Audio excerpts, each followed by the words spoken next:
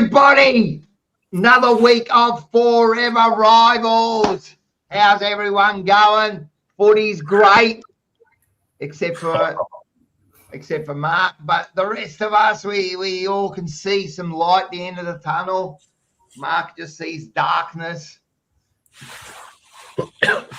There's always light at the end of the tunnel. There's always light at the end. I'm telling you, no, there's no fucking light for Essendon, mate. There's zero light, mate. I'm telling you, it's that far away, mate. It's that far away. All I can say about Essendon, mate, is this.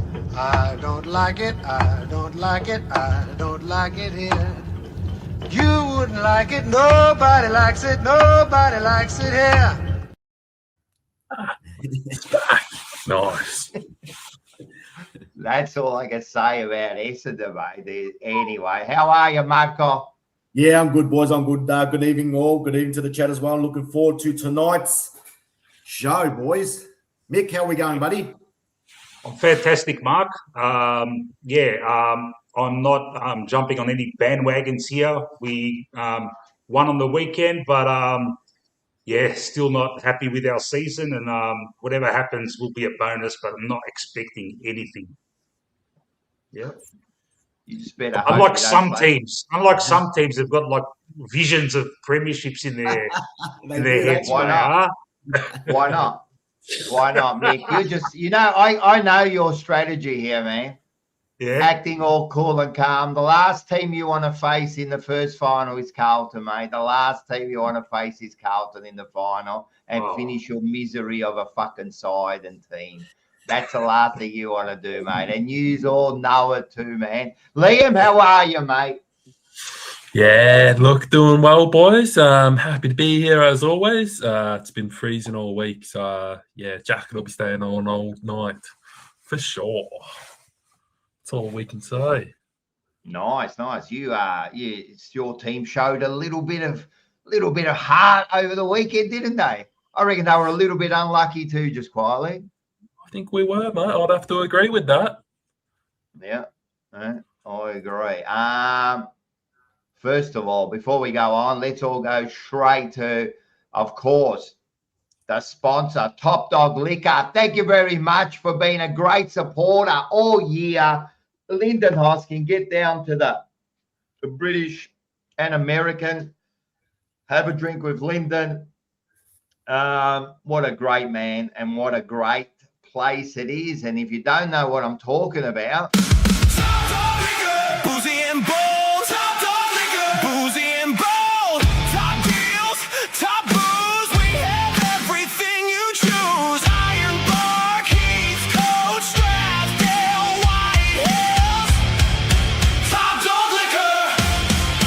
get a little punch. Lyndon Hoskin, Commonwealth bronze medalist in I think it was the featherweight division in boxing, man. Who else can say that you represented Australia? And also he represented Australia in the Olympics. Who else can say they were in the Olympics? What a great man. And if you want to meet the great man, how about you come down to the big day out? The 19th. Get your tickets now. Andrew Walker, Cody Walker, David Rhys-Jones, the toughest man in footy, and Ryan Houlihan, probably the original Silk. Great man too, man. This bloke likes to have a drink in the chat, so you'll have some fun with him. We'll all be up on stage. Monday Blues, Fourever Rivals. Blues Sunday's going to have a little segment up there. There's going to be games all day. Starts at 3. The General Chicken Company will be catering the whole event. So you'll get food all day. I went and did the menu, so it's going to look good. So you get plenty of food, drinks at bar prices. Mick will be there. Hey, Collingwood supporters are going to be down there. He's going to bloody have a drink with you. We'll talk some footy. He's all right. He's not a bad bloke, even though his shit side. He's got a shit side in Collingwood, a shit side in Heidelberg. Hey, he got beaten in the fucking soccer too, mate. Bo was up and about. Oh yeah, he was all over me, mate, as soon as it happened, mate. But all good, man. All good. It's all fun, Yeah, man. It's all fun, exactly. man. It's Yeah. all fun. Welcome to the chat as quickly. Sammy Taylor, always the first one. Go Blues Sunday. Yep, got a big game Sunday. AI is always in there. Salute to the rival crew. Let's see some banter and get it. We're going to have some great and trust me, there'll be plenty of banter, especially that just these free shit sides I've got to deal with at the moment. But anyway, good win.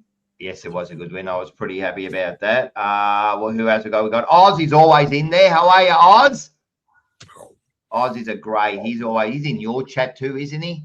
Magpie Army Chronicles. Yeah, yep. There's a few people. I got really fortunate on Lucas's stream. I got to speak with Peter V. He jumped on, so yeah, that was he's a class legend, act. Peter V. Man, Yep. He's like the OG of TJP and Cohen, but he's a legend, man. Great bloke. You'll get to see him. Oz, thank you very much. I went to the gym today for the first time since. Well done. Just keep at it. Keep at it. Well done. Jay's in there. Thank you very much. I love the Fourever. Oh, how good's the thumbnail? Mate, I'm doing a pretty good job with my thumbnails. I've got this now theme with the mascots and in different positions. Did you like it today, Magpie Arnie? Us two playing the wild card, playing Uno? We're playing Uno while these two were crying outside, mate. They wanted to play the game, but they couldn't play. They weren't allowed to. Here he is. Yeah, we'll be talking about Blues and Pies, the Fourever winners this week. Could be a big wild card coming up. But Okamura all the way. Enzo he's one of our favourites. Hello, rivals. Hello, chat. Hurry up. Get the tickets to the big day out. Yes, get your fucking tickets, mate. It's going to be a big day out. It's going to be really good, man. It's a great venue, hanging out all day, drinking a few beers just quietly. Mark, you'll probably just have a couple of lemonades, won't you? Yeah, lemon, lime, and bitters, mate, or ginger beer. Yeah, lemon lime. That's all right. Yeah. Oh, look, we got your mate here. Hello, legends. We got Bomber P. We'll be talking about the Bombers and their coaching. Yeah, Bomber. Jacana's in there. Thank you. We've also got who else we got here? Jay is again there. Thank you. Oh, look at this. Thank you. Thank you, Oz. He's gifted a TJP membership. Thank you very much. Galicchio's in there. Thank you very much. All right, this is going to be a big show. We've got heaps to talk about. There's always something to talk about, isn't there, with the AFL and the way they conduct themselves. And a bit later, we've got Lucas coming on, the Geelong great, and Lucas will be telling us about the cheats they are, Geelong, and what penalties we should be giving those absolute cheats they are. And I think they should be stripped of games, points, and also premierships, those bunch of fucking cheats that have been protected by the AFL year in and year out. What do you reckon, Mick? You agree? Yeah, fucking oath, mate. Kick him out of the finals, man. I agree. Get him out of there. Get him out of there. A bunch of bloody cheats. But we'll get to that. All right, let's do this. Let's talk about this.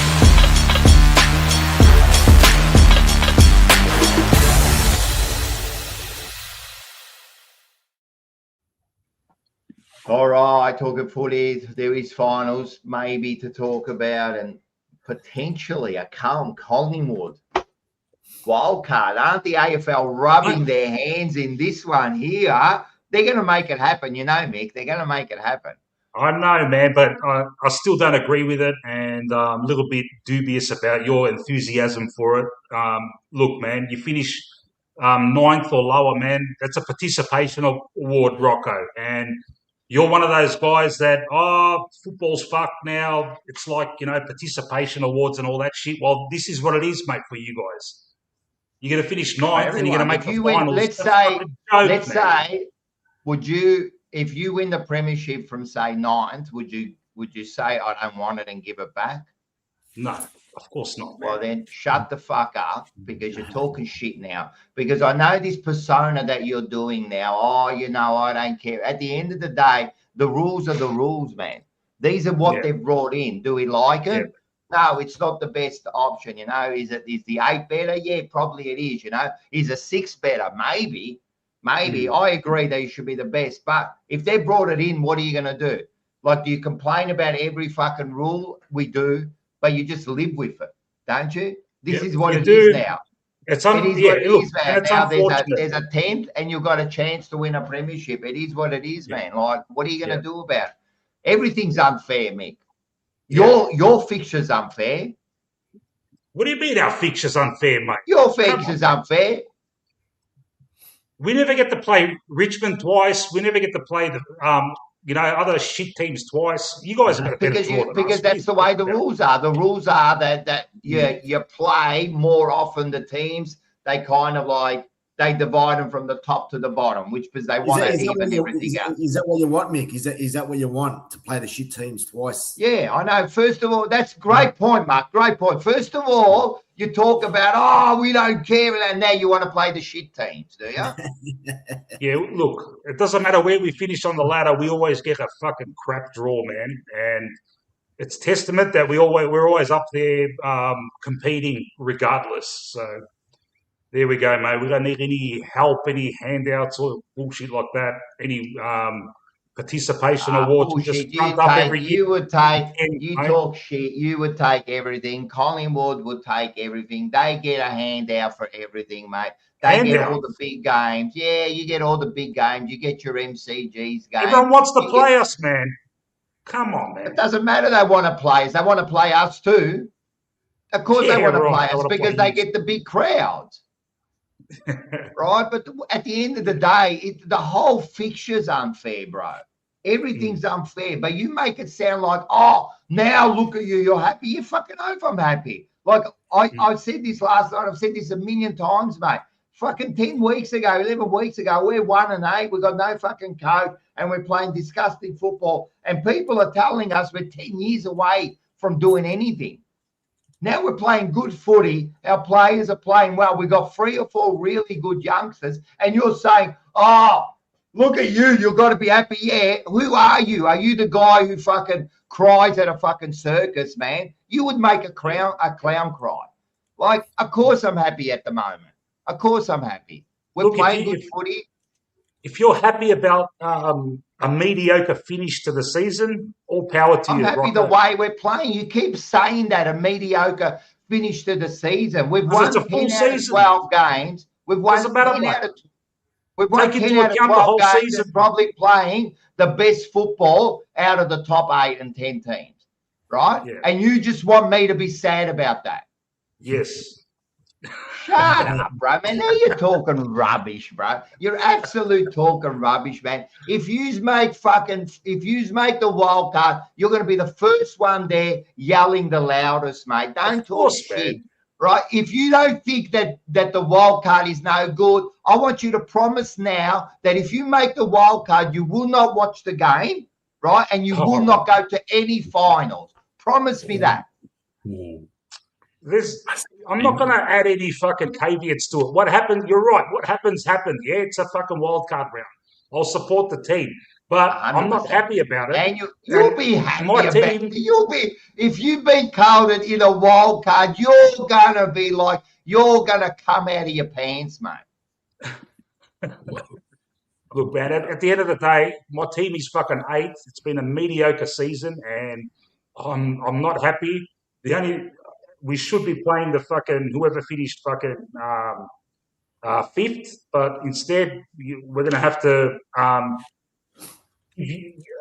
satisfy your participation award of your. Not mine, mate. I don't run the AFL. We just play by the rules. What do you want what do you want teams to do? Not participate? Yes, if they've had mediocre seasons as a whole, all right. The last 10 games has been. So you think that? So why don't you do a petition to say we don't want to play in the fucking finals, and we'll make St Kilda. You don't have to play the finals. You can fucking default whatever and fucking not play. Why don't you just do that? No, we want to play, but I want to play. If we finish 8th, I want to play who finished fucking 5th. What about if you finish 8th? What about if you finish 9th and you end up in a prelim? Well, that's the luck of the draw. That's what happens. It's not going to happen. The luck of the draw. We're depleted, yeah? It's just You are it's depleted. not gonna happen. Mm.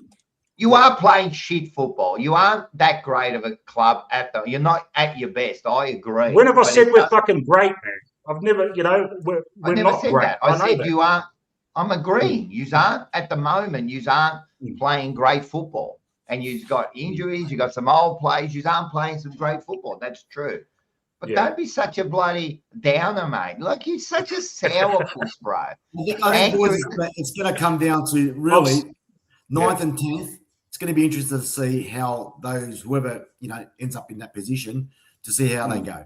And it's going to be interesting to see how 9th and 10th go. If they bail out straight away, then obviously it's what Mick was saying. It's all bullshit. It's irrelevant. So it'd be interesting to see who finishes 9th and 10th. Don't know. We'll see what happens. We'll see what happens, and then we can start talking maybe in the future. But interesting to see. But it'd be nice to see Carlton Collingwood play off in the first final. I think that'd be fantastic. Looking forward to that if it happens. It'll be the biggest game. It will be bigger than the grand final. I'll tell you right now. It will be bigger than the grand final. And you know that, Mick. You know the last time Carlton Collingwood played in a final? Was it 88? Exactly. 88, man. That's the last time, nearly 30 fucking years that we haven't played in the grand. More. Fucking nearly 40 years that we haven't played in the grand final. Imagine Carlton Collingwood in the grand final. I'm telling you, you won't be able to get tickets. I remember that year, mate. We smashed you twice in the home and away, and then in the final, you beat us. So very bad memories there. Yeah. Yeah, 100%, 100%. First of all, I just subscribed to your channel, Mick.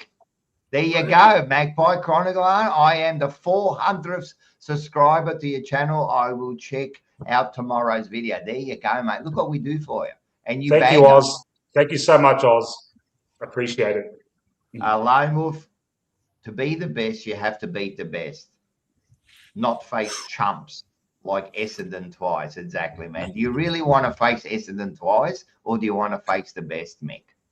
We do it every year, man. Every year. Thanks for your donation, guys. Shut up. You know you get handouts, mate, more than anyone else. You will go in there and you'll get exactly the games you want. You know that, right? There is a how do you say it? There's an unfairness about the whole competition, man, and it is what it is. So don't start complaining, man. Seriously, don't. Whatever you think that you're being stitched on, every other team gets stitched on certain things. Yeah, right. You don't play each other twice. You know what I mean? You don't play. You know, you might play the better side. You might play. Listen, Rocco, man, you just get a fucking dream draw every fucking season, man.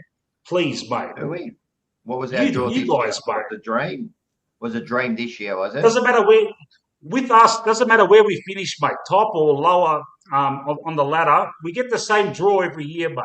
Whether AFL's bank, mate, they need us, mate. Everyone wants to fucking play us, mate. Oh no, what's the play? Yeah. Because you're a big sook. You know why we don't want to play you? Because we don't want to get the fucking dull bludging, no teeth disease. That's why we don't want to play you guys, mate. You understand? You understand? You understand the words that are coming out of my mouth? You understand? Look, Anyway, mate, you're dreaming of mate, premiership, and if this is the banter, wait till if we do play in the final, what it's going to end up like. Here we go. Look at this. I sub to Mick's channel. Don't know why. There you go. You're getting people from Perth subbing to your That's channel, it, mate. Rocco Mora's, he's a shifty, mate. He came on before the West Coast pre-game and gave us a bullshit weather report about the weather in Perth, mate. I thought it was going to be bucketing down the whole game, mate. It was a nice day. Did we? Oh, that's funny, man. What do we got? Oh, he's one of your mates. Fire the liar. Milkshakes. Oh, mate, these blokes hate their coach. I'm the only Pirate fans who said we are not good at the start of the year. Now clowns who are on YouTube hang shit on me. Now agree with me like sheep. Check out the vault. Yeah, probably. It's good. It's good, man. That's the way. We've got more Collingwood supporters everywhere. Cash cows of the AFL. Yeah, I think we're all cash. Well, I definitely can't Collingwood are cash cows, man. Mate, we get 100,000 people when we're on the bottom of the ladder, mate. Like seriously, man. the AFL love this, man. I'm telling you. We get into this final, us two. I'm telling you right now, I bet you they got umpires in their room now, giving them the brown paper bag to make sure we get in there, man. I'm telling you right now, and to make sure we finish 8th and 9th or 7th and 10th. They're gonna make sure that's gonna happen, you know. All right, let's go. Fucking hell. I didn't mean to start like that, but let's talk. All right. I wanted to talk about this in the Carlton St Kilda game. There was a lot of booing of Jack every time he went near the ball. Every time he went near the ball, there was heaps of booing. Now people are coming out and going, "Oh, that's no good." They're starting to play the mental health card. It's no good players. You can't boo them, like, especially on. And don't get me wrong. Spuds round, great initiative, man. It's mental health, you know what I mean? Help men, especially I think men get a bit of a raw deal in all this, you know what I mean? We get left behind, you know what I mean? It's getting a lot better. So to bring awareness to this is great, you know. But then to say that we can't boo him, and what about on this certain day it wasn't good? Look, it doesn't matter what day. Man, we should be looking after each other all day. What, is it just that day and then everyone forgets about it? You know what I mean? It should be every day we should be looking after each other. But to say we can't boo players, where are we going now? The banter's gone. This is the only place that you can banter anymore now on Fourever Rivals. You can't do it anymore. Now you're going to get someone that's going to get offended, right? What is going on? This is absolute rubbish, man. If as a supporter, if I don't boo, first of all, right? I don't boo. I just don't do it, you know. But if you want to boo, if you want to say something, you should have the right. If I can stand at the fence and put off a player, I will do it. If it means they miss or they kick a goal. If they are that weak, right, mentally, that we can affect the way they play that day, let's do it. And quickly, before I go to you two at the bottom, because you just haven't had much to say, but why does it stop at booing? Then we should stop the cheering too. Let's stop the cheering, because then my cheering might affect you, because I'm happy and makes you sad. Then let's stop the cheering then. You know, like, where does this fucking stop, mate? Like, it's starting to get a. Remember when a while back when they were having the guards going up and down the aisles, and there were people that were saying something about the umpire, they were getting kicked out. Remember that? That wasn't long ago, mate. I'm telling you, you've got to be real careful, because they'll start to control, and then all of a sudden it'll be illegal to say, they're going to say you can't do this, you can't do that, you can't affect that. I reckon this has gone way too far, right? And it's a load of bullshit. Guys, Liam, I'll go with you. No problem with booing for me. Yeah, I'm like you. I'm not really one to do it. It's just not really who I am. I don't know. But yeah, I've got no problem with it, especially with a player against his former club. That's what you do. You know, you just let them know you're seen. We've remembered you, and we're just letting you know. I don't have a problem with it. I think, yeah, if we go too far with some stuff, yeah, I get it. Rein it in, pull it back, sure thing. But yeah, nothing wrong with a little bit of friendly banter like that. That's all I think that it is in the case that you've described. But yeah, that's just me. What do you think, Mark? Oh, look, I mean, it's all part of the game, isn't it, boys? It's all part of the theatre. I mean, you go to the football these days, and you know, it's all about entertainment as well. So I don't see anything wrong with it. But referring to what you were saying, Liam, that you don't boo at the football. So if you're at the game, you just don't boo at all, regardless. No, I'm pretty quiet, man. I'm pretty quiet. You know, you sit there, forward pocket, watching the Tigers, and Mackay there is lining up for goals. 30 seconds to go. You're not going to sit there and boo Mackay and say put him off his game. You just sit there and just watch it like that at the game. But you don't need a boo to put Mackay off, mate. I say all your supporters are booing and getting involved with the theatre, and that's what's part of being at the football. You're going to try and put him off his game, aren't you? So you're going to either boo him or say you're going to miss, you know, or you're shit, or whatever the case may be. So I think it's all part of the game, and booing is all part of it as well. So there's nothing wrong with it. I think the only thing that we probably have to keep an eye on is just probably the language. So if there's the language that gets a little bit stripperous, then I think that should be held back. But as for booing or cheering or whatever the case may be, it's all part of the game, boys. Shouldn't offend anybody. Well, you say that, and it does offend people because it has offended people this week, and this is the issue, and this is why I brought it up. As far as booing, I don't boo, Mark, because I think it's childish. Do you sit there and go boo? Do you do that? Yeah. If I'm at the game and you go boo, let's boo's say for kids, mate. Like, no, I mean, it's part of being at the game. That's what you're paying your money for. It's not a theatre these days, mate. So I don't like it. I mean, I'll go. Yeah, well, I'll go off. I'll go off at the decision. Right. So but I'm not, as he's lining up, I'm not going to go boo, boo. Like, it's exactly the same as you saying, holding the ball. No, it's not. Is the umpire going to make it? Is the umpire going to make it? It's nothing like saying ball.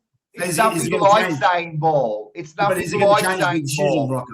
Will he change? Will the umpire change the decision of what you're saying? No, but it's nothing like saying ball because you're saying that for a decision. You're going like ball. Oh, that's holding the ball. Come on, man, that's wrong. Oh, man, that's hopeless. That's different. But if you sit in there going boo, I'm gonna take a video of you. Boo. Like, look at it. Look at you. Boo. What are you? You're not sitting there. You're not sitting there like with your hands crossed. You boo. You're getting involved with the crowd. Whatever. Boo. So boo. Look at me, Mark. Look at me. This is how you look like. Bad. Bad. What the fuck, man? Where are we at?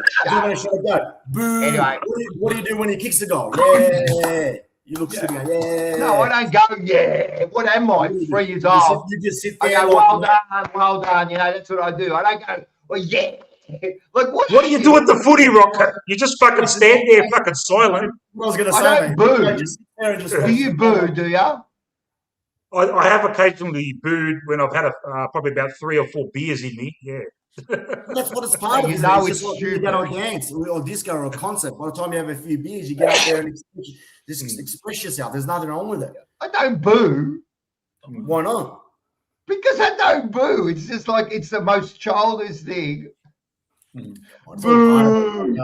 So, what is boo? It's exactly like saying ball. Ball. No, it's not. How can boo be like ball? Boo is not even a word. It's a sound. Boo. Well, I believe. Boo. Boo. Every time you talk, I go boo. Anyway, all I'm saying is I don't do it. But if you want to do it, you shouldn't be stopped. You know what I mean? Because now you're going to offend the player or affect the player. That's what my thing is, right? You shouldn't stop now. They're making you stop now doing things in the crowd. It's just ridiculous. You know what I mean? I didn't even like it. He was wrong to to boo him, and then they're bringing out the mental health, and you're going, all right, now we can't even do that anymore, man. Like far now, you know what I mean? So, and then the AFL kind of get involved too, and that's where the issue starts. Yeah. Boo-hoo. Oh, you can still boo me. You know what you can do? You can boo me at the great day out, man. You can boo me there. Everyone come in there and boo. Everything's right. Just no booing allowed. Police collect your complimentary. I mean, the umpires give me the shits too, man. I mean, that Razor Ray comes on every week and tries to defend every single decision, man. How about you just shut up, man? Mate, for you to get on every week and try to defend it, you're already telling me that it's wrong. Today I saw something about someone ran 30 meters and that, and then he got and then they were going like, what's that about? And he goes, and then he brought it out and they had the meters, 31 meters he ran or something, And you go, really? Is that what you picked on? I bet you I can find like 20 short kicks that you fucking didn't pay, that went fucking 20 meters, you didn't pay all the ones. Right? I bet you, why did you bloody do that one then? No, you had to pick on that one then. Shut up, man. Like, seriously, the umpiring is as bad as I've ever seen. Ultimate greatness, what do you got to say? Booing is part of it, but it's a choice, yeah. It's a fan. The way we are as fans is by person. You have to do something really bad for me to boo. I don't disagree with the booing. I just don't do it. I won't do it. Like, I just find it childish. But I agree, man. If you can do something to put the player off, do it. Do it. Do whatever you can, mate. If you can sit, if you can over defense, if you can say something, as long as, don't get me wrong, you know what I mean? There are certain things you don't cross the line over. You know what I mean? And, you know, and we know all those things, racism, sex, all that kind of stuff. You don't cross those lines, right? Personal stuff. But you can do something to get in their head, you know what I mean? You missed the last 10 shots. You're shit, man.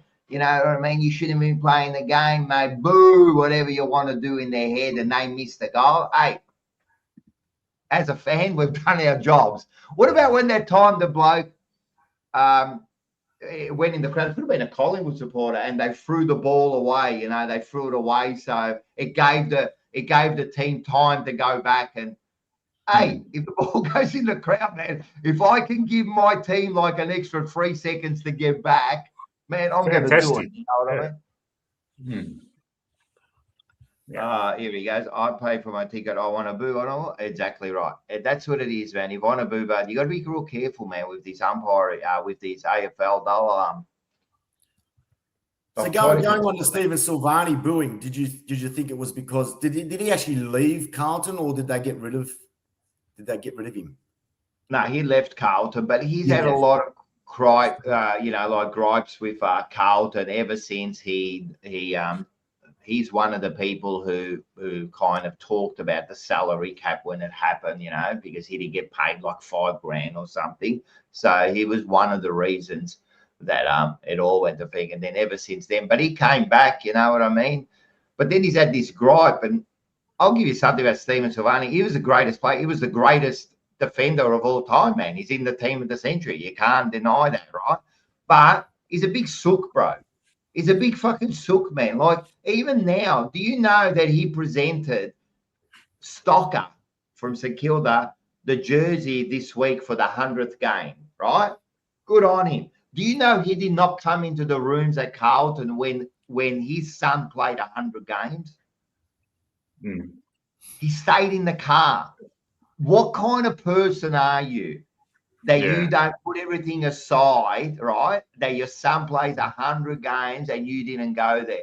You know what I mean? Like, I don't know, man. So, yeah, when he went up on the screen, I reckon they booed him too, you know what I mean? So be it. I don't think I agree with when you're booing a player, especially if it's come from your side and they actually left the club. I can understand the supporters booing that player, but if he's been kicked out of the club for some particular reason, I don't understand the reason why you would boo that player. So there's reasons why you do it. Yeah, I agree. There are some players that, like, you know, they get delisted or whatever, and then they go to another club, and then teams boo them. Like, I agree with him. I go, like, but he didn't, like, you kicked him out, mate. What do you want him to do, you know? But you know what? Once they put on that other jumper, man, I don't care, man. You don't like him anymore, man. You just don't like him anymore, man. I'm like, that's it. Like Kerno now. I feel nothing for him now. It's like he never played for Carlton. It's like he never played for Carlton. TDK, like he never played for Carlton. I'm sure you guys are the same with favourite sons that are kind of gone to another club. You go, why do I have to like you? I don't. What else have we got here? We got Ultimate Greatness. He said, can we agree the IQ booing is shit though? Probably coming from a biased point of view, but surely the booing needs to be justified. I don't think anything's got to be justified. I reckon you can do whatever you want. You pay your money. You can boo people on the screen. You can boo them on the ground. You can do whatever you want. Umpires. Boo the umpires. You can call them whatever you want. I listen. At the end of the day, man, I'll tell you one thing. The best like insult of that was white maggot. Yes, that was the best, mate. There was nothing wrong with that. It's not personal, but it was like, yo, white maggot. It was just, you get out that frustration, you know. They don't wear white anymore, Rocco. They don't wear white anymore, mate. I know, but you could say you're yellow maggot or yellow canary. See, canary is not insulting, but a white maggot, mate, was the best insult, man. You could give them the white maggot theory, yeah. What's Carl's? Oh, yeah, Carl's. At this point, AFL umpiring is about knowing the rules. It's about finding out which version of the rules your umpire brought with them that day. It is, man. The rules are absolutely shocking, mate. Some of those rules every week, man. I'm actually sick about talking about standing on the mark and all that. It's ridiculous, man. It happens every week, man. They're trying to justify it, but I don't think they. The other thing now, you know what? I've been thinking about this. I think the person who's in control should only be making decisions. I reckon other people outside should not be making decisions anymore, because this is where it's all stuffing up, right? Because you're getting an umpire from 200 metres away making a decision, right? I reckon it should be just a controlling umpire, and that's it, man. Once he goes into your area, then you control it. You know what I mean? Like, that's how it should be. But what do I know? Going on the umpires, Rock, I noticed on the weekend, it's probably been going on all year, but say, for instance, they're balling up the ball in, say, the forward pocket. The umpire actually goes, like, he's not seeing the front on play. He's actually looking at the game behind the play. Like, they're going towards the boundary line, and they miss a lot of these head-eye tackles or incidents that happen while they're, scrumming to the ball. I just noticed the umpire just goes back towards the boundary and doesn't see front on, and they miss a lot of those free kicks, which is pretty obvious when you're watching it on TV. You can see that was a head-eye tackle. Or otherwise, in the umpire that's 200 metres away, like you were saying, will make that call because he can see it. So I reckon the positioning of the umpire at the moment is not right. I reckon they've got that wrong. Yeah, they've possibly got. They've been told to maybe move away from the play because of obviously the contact with the players. Whatever there is, they've got to fix it, man. There's got to be something fixed about it, because they're not putting themselves in the right position. They're making mistakes. You know what I mean? Like, I just take it. And I've said this before. I know it sounds stupid. I don't know why they show 500 replays of a decision. Like, why? Like, is it necessary? Once a decision it's made, just move on. Why do we have to show 5 different angles? And then you go, and in the 5th angle, you go, oh, yeah, I could see like a finger touched his head and that. Like, if you don't see the replay, I'm telling you, you'll just move on. But they're actually inflaming the crowd by showing the replay. Like, they just show it. Like, if you get it, but you just go, oh, that's a shit decision, you white maggot, and then you move on. You know what I mean? But they show it over and over until they get, like, whatever. Just quickly, we've got someone waiting, but Rocco, about Stevens, psychologically, it looked like a statement to Carlton, right? That day that he didn't go in and support his son.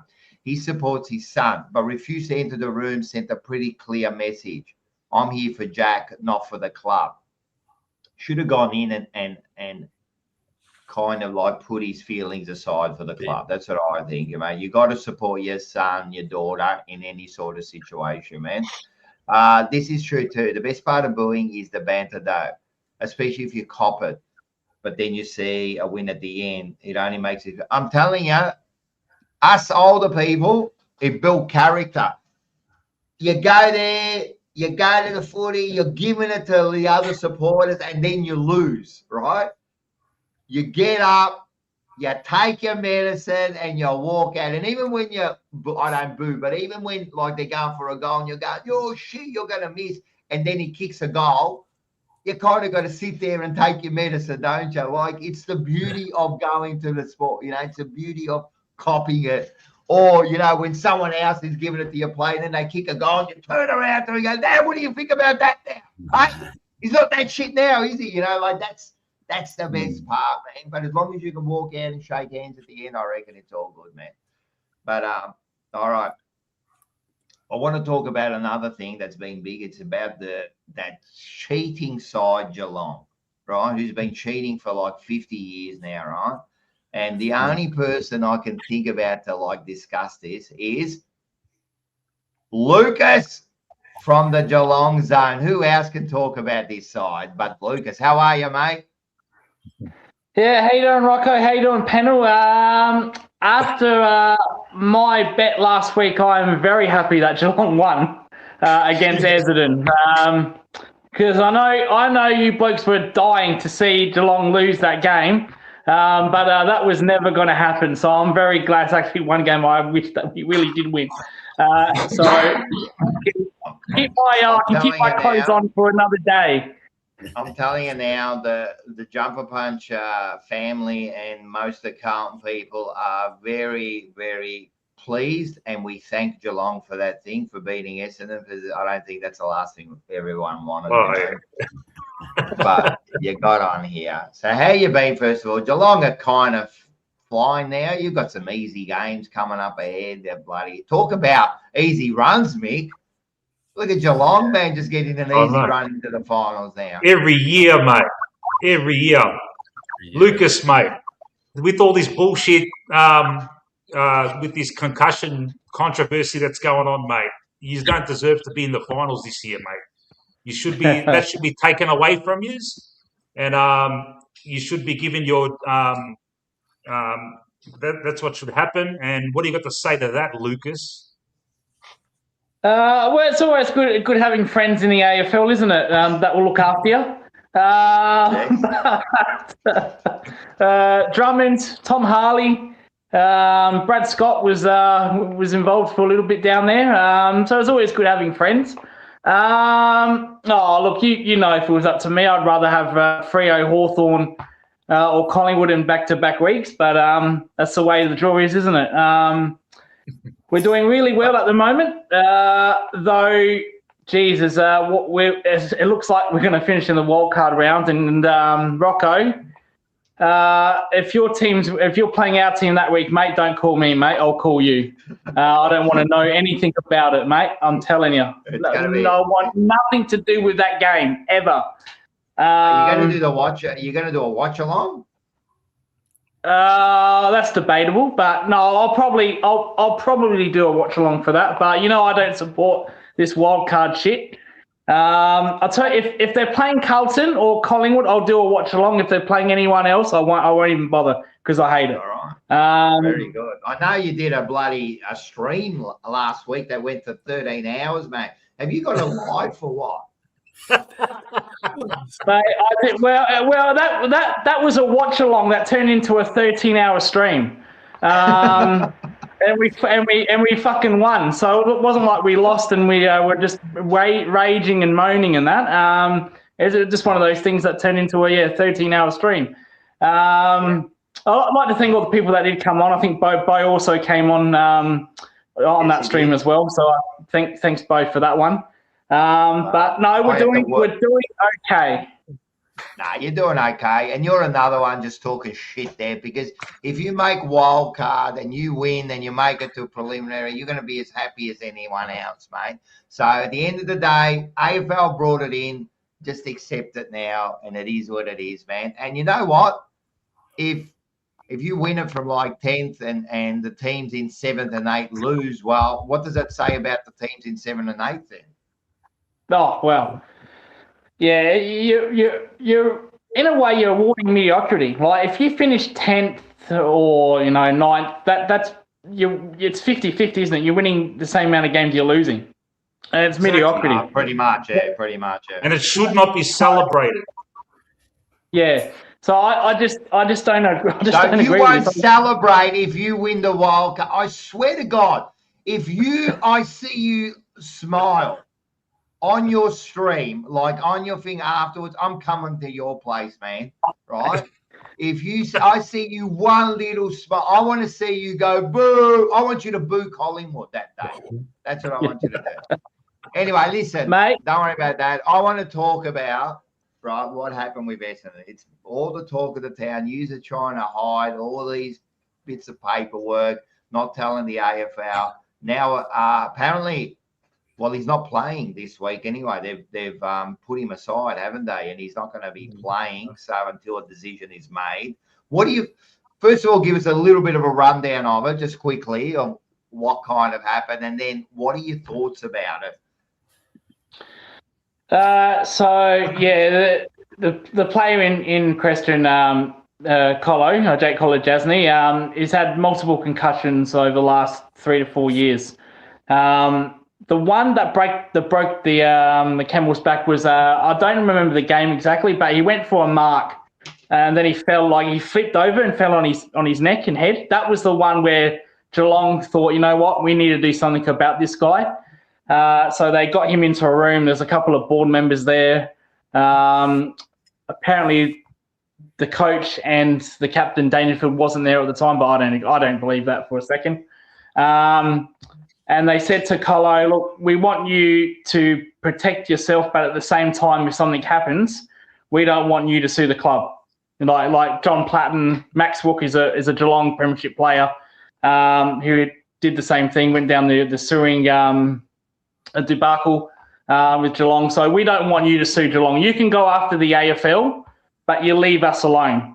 And they said, we can't let you play unless you sign this. So basically, they did hold a gun to his head, to be fair. Now, at the end of the day, Colo did say yes. He could have said no, but a footballer, they're going to play as much as they can, aren't they? No matter what the stipulation is. So Colo signed it, and he's been playing with this for a year and a half now, this raver. And it's only just been leaked, and everyone's found out. And I just want to say I think it's an absolute disgrace that the Geelong Football Club would even think about doing this into that bloke. It's disgraceful. I was not happy with it. It's been a couple of shit weeks for Geelong off-field. The music, that ridiculous music that they had before the game with Collingwood. And now this raver. This has been a 2 shocking weeks off field for the Geelong Football Club, and I'm disgusted by it. I think Colin Jasny, he's a great player for us, a cult hero down there, and the way he's been treated is an absolute disgrace. And then on top of that, Rocco, you see how Jeremy Cameron's been treated. He's not playing at the moment, but he's been playing before he broke his collarbone. He's been playing with nerve pain. And there's been days where he can't even lift his hands over above his head.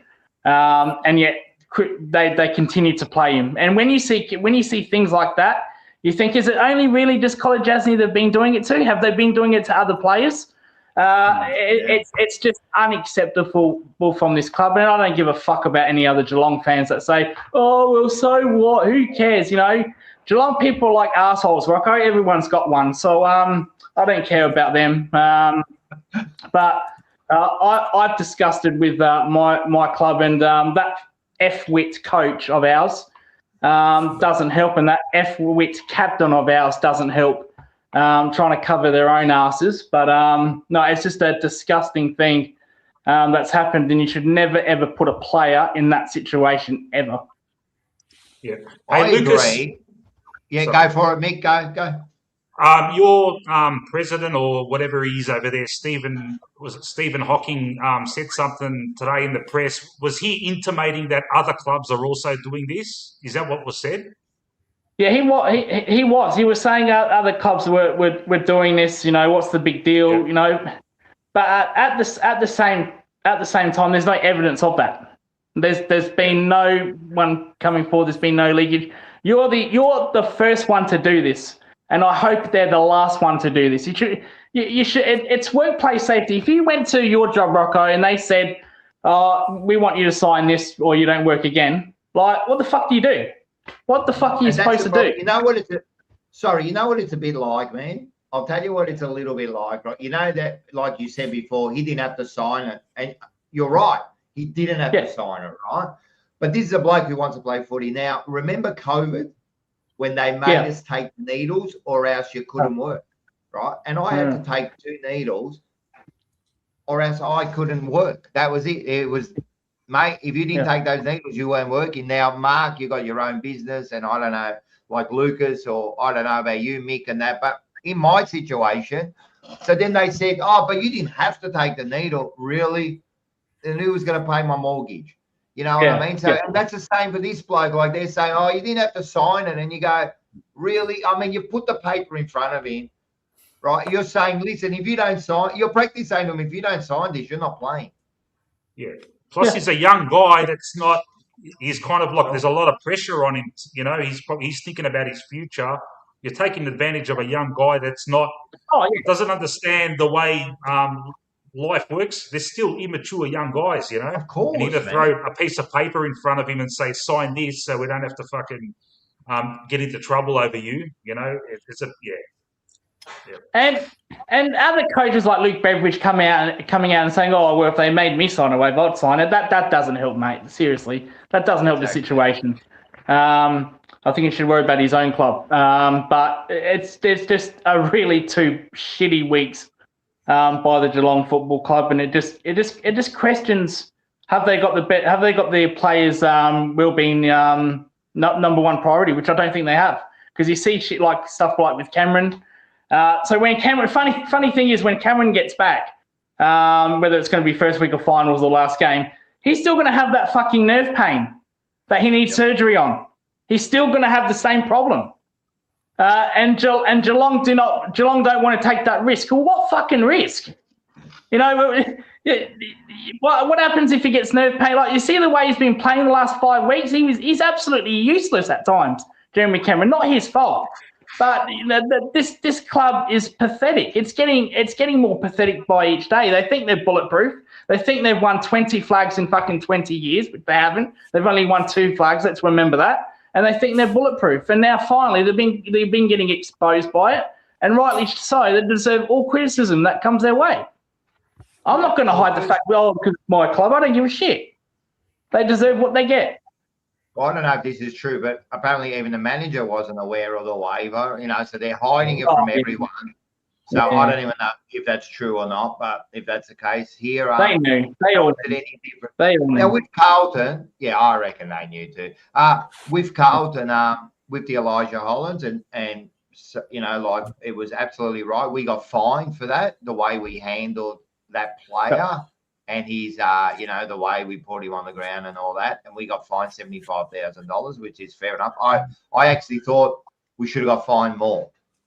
I thought it was one of the worst things I've seen on the footy field. You know what I mean? Like, let alone, I admit that was a disgrace, and they still really haven't been held accountable for it. You know, because it's been kind of swept under the rug a little bit there. But now with Geelong, there was nothing. Now I think with the outrage, I think something's going to happen. They're going to get fined. Something's going to happen. So they definitely deserve a fine. I don't know if they deserve any more, but they definitely deserve, I reckon, a big fine, because it's got to be a deterrent now. And just quickly before I let you go, I'm going to say that I said this about 10, 12 weeks ago, right? We were talking about it on Fourever, and I said there'll be a day where players will sign waivers to play footy, right? I said this, right? And now it's happened. Mate, I picked it. I knew it. I knew it was going to happen, you know what I mean? Because they're going to try to take away all responsibility, you know what I mean? So, and look, it's happened now. And I also think that I reckon there's more out there. I reckon it's going to come out, you know? Like, you got caught, but I reckon there's more out there. And as far as the fine goes, if it was me, I'd fine him $500,000. I don't give a shit. I'd fine him that. This guy's been playing without concussion protection for 1.5 years now. Yep. For 1.5 years without that concussion protection, if something did happen, you know, it's disgraceful. I just cannot believe that our club would do that. It's just ridiculous, absolute ridiculous. And they deserve at least a six-figure fine. For me, it'd be 500,000 bang. I don't give a shit if the other Geelong fans don't like that, and they're the worst. The other supporters, they're the worst. They think they did nothing wrong. They think it's hilarious. They think, oh, it's over the board. So it's not over the fucking board.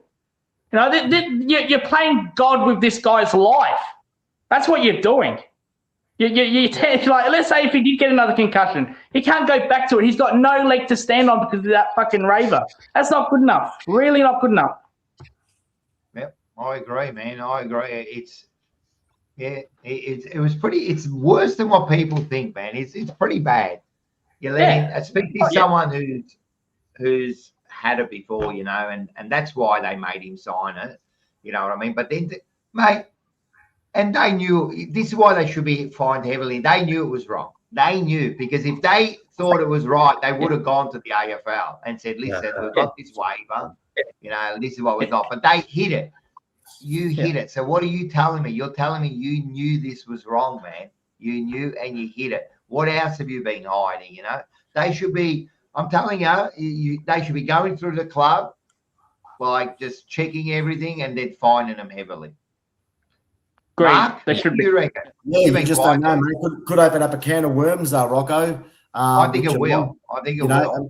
Maybe something that might have happened in the days of the Danks and the Weapon and Thompson being at the club there. You just don't know about the drug saga that might just come around and bite Geelong in the arse down the track. So it's opened up a can of worms. I reckon there's a bit of an investigation. But look, I mean, I think now the clubs are going to start protecting themselves, and I don't blame him in some ways because there's a lot of suing going on, and things might change in the future where the club can say to the player after being concussed, if you want to play, and I think we might have mentioned this a bit earlier in the shows this year, Rocco, where you can sign that waiver and they're not responsible if you want to continue playing football because it is a contact sport.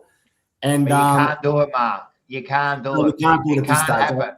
No, it can't happen. It can't happen in no workplace because what's going to happen is the COVID situation, right? Because what happens, big companies, right? Let's say big businesses, but our football club is a big business, right? They'll try to do anything they can to save money, right? Let's be honest, right? So and you need someone to protect the workers, to protect the players. Like in a big company, there's a union.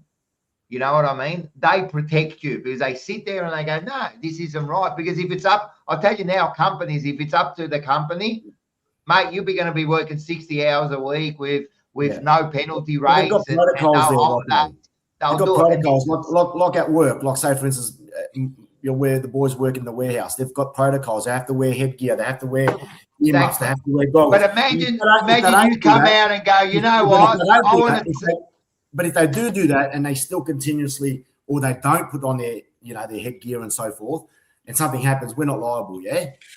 Of course. But what if you come along and you go as the boss and go, listen, man, you want to work here? Gone through the protocol saying to the player, you are concussed, you shouldn't be playing next week. The player really has got that, kind of, it's his body. Don't play him. Then don't play him. Don't play him. Don't make him sign something. Don't play him. If you think that he's in danger, right? Yeah. Your job is to protect him and say, listen, you can't play. Because that's what the AFL would have done. They would have said, no, you can't play, right? Not sign a waiver, but if you're signing a waiver. That is the protocol, that if you get concussed, you don't play the next week. That's coming from the AFL, correct? That's the protocol now, but also that if you get 3 concussions, they can do a test and say, right, you can't play anymore. Yeah. But they stopped that. They've signed a waiver and said, oh, don't tell no one. You know what I mean? Just sign this. And then if you do get a concussion and then you're a cripple for the rest of your life, right, you can't sue us.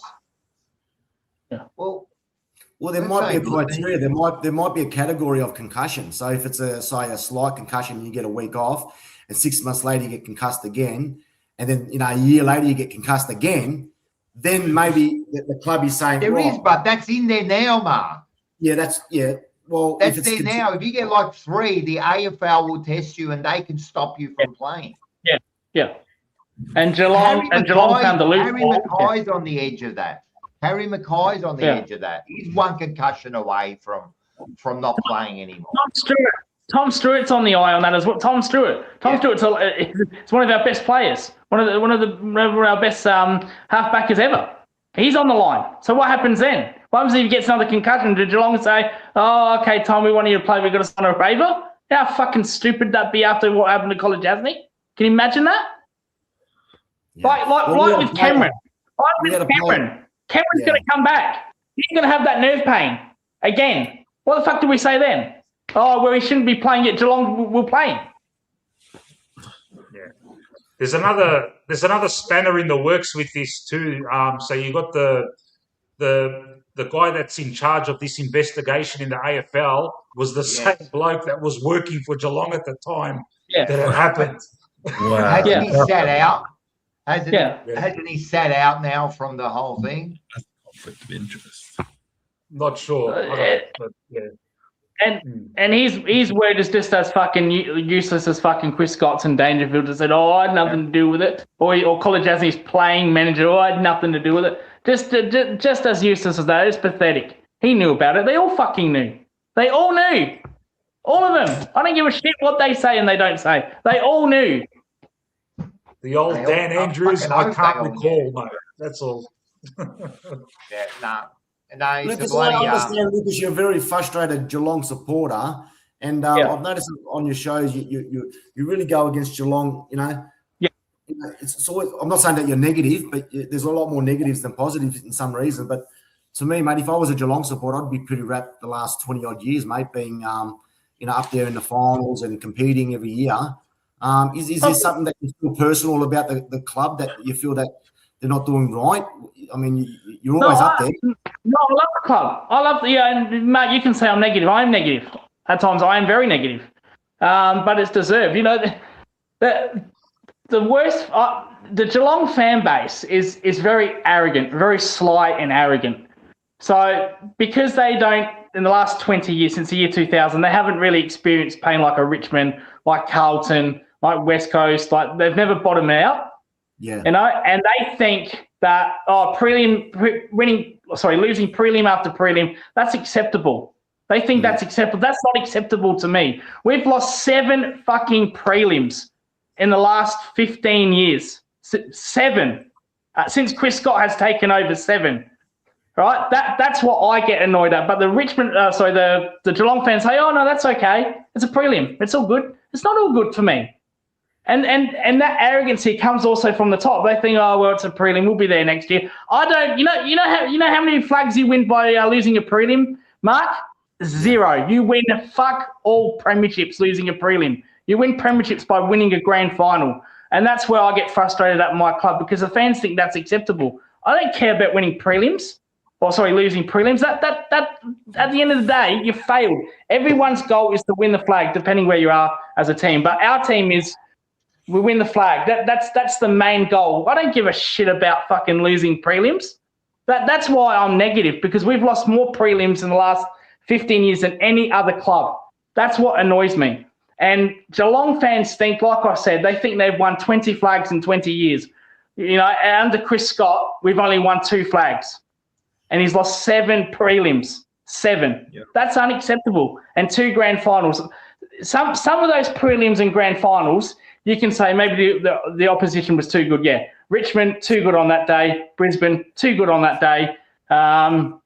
When we played Melbourne in that prelim, too good on their day. But there's been absolute stinking losses. The Sydney prelim, the Richmond prelim, the Hawthorn prelim way back in 2013, they were awful losses for this club. But they get swept under the carpet because they know Geelong are going to be there next year. That's where I get so frustrated by and so negative with the fan base. I agree, because it's about standards. You know what I mean? So where are your standards? Are your standards prelims making finals? Is that where you're happy with? No club should be happy with that. And if you're giving yourself 7 bites at the cherry, 9 bites at the cherry, and you keep fucking it up, I mean, there's a problem there. There's a problem there. Yeah, you're always contending. Yeah, all right, that's good. But if you're not getting the ultimate prize, what are we doing here, man? Like, at the end of the day, so it's good that they're always contending, they're always up there. But he's right. They should have probably had 5 premierships in this time. Correct. No, I agree with that. And Port Adelaide under Ken Hinkley was a prime example. Look how many times Ken Hinkley took them to prelims. Yep. What happened to Ken Hinkley? He got sacked. They moved him on. So that's their standard. Their standard, Port Adelaide, we don't want to make prelims and lose. We want to make grand finals. That's the same with me for Geelong. I don't want to win. I don't want to lose prelims and then say, oh, well, next year we'll be there again. I don't want to do that. I want to win. You're not going to win every grand final. That's ridiculous. I accept that. But when you lose 7 prelims under one coach, yes, he won 2 flags, albeit 15 years apart. It becomes frustrating. And, I do get negative with that. Absolutely. I won't deny that. Yeah, I agree. Liam, you've been quiet there. What do you reckon about all this? Liam, talk to me, Liam. All right, mate. Look, I did do a bit of a deep dive on this for about maybe 45 minutes before we got on. Yeah, look, the interesting thing is basically from how I've seen it is they've kind of given him an ultimatum. They're kind of like, all right, you can keep playing if you want, but if you go out there and get concussed again or get another injury, then that's on you and it's your problem. I feel like that's pretty negligent. They're not looking after their player. That's your job. You're meant to look after your player. You want him to play. I think the biggest thing here is it's the fact that they've kept it secret. I think if they genuinely thought they were doing the right thing, then why didn't they share that information with people? If they were like, this is what we've done, we believe we've done the right thing, why can't you share it? I mean, I wish Dad was on because it's an old Jesurism he used to tell me. And I'm like, if you don't want someone to see what you're doing, you're probably doing the wrong thing. And that's very true. That's a good point. I like that. That's the one. I like that. Interesting thing I'd like to ask you about, Lucas, is the independent panel review, and I watched a little clip from your coach actually speaking about it. So he was given an Amber Alert from the AFL, which from my understanding is it's kind of in between. It's basically, it's not ruled him out saying you should retire, and it's not really ruling him in saying, yeah, he's clear. It's kind of like you can play, but play at your own risk. How do you think that decision has played into all of what's come out now? I'm at no stage where you should risk a player's safety. It's like going to any workplace. Rocco, your workplace, Mark, your workplace. You should not be put under that circumstance ever. And if your boss is doing that, then there's something wrong with that fucking company, to be fair. But the same standard is with the AFL. Just because it's the AFL, we'll take out the AFL, we'll say professional sports team. Just because it's a professional sports team doesn't mean shit. That's just a title. At the end of the day, it's still a workplace. Some still see that as a workplace. It is your workplace, isn't it? Yeah. So, and, with the Amber Alerts and that, like,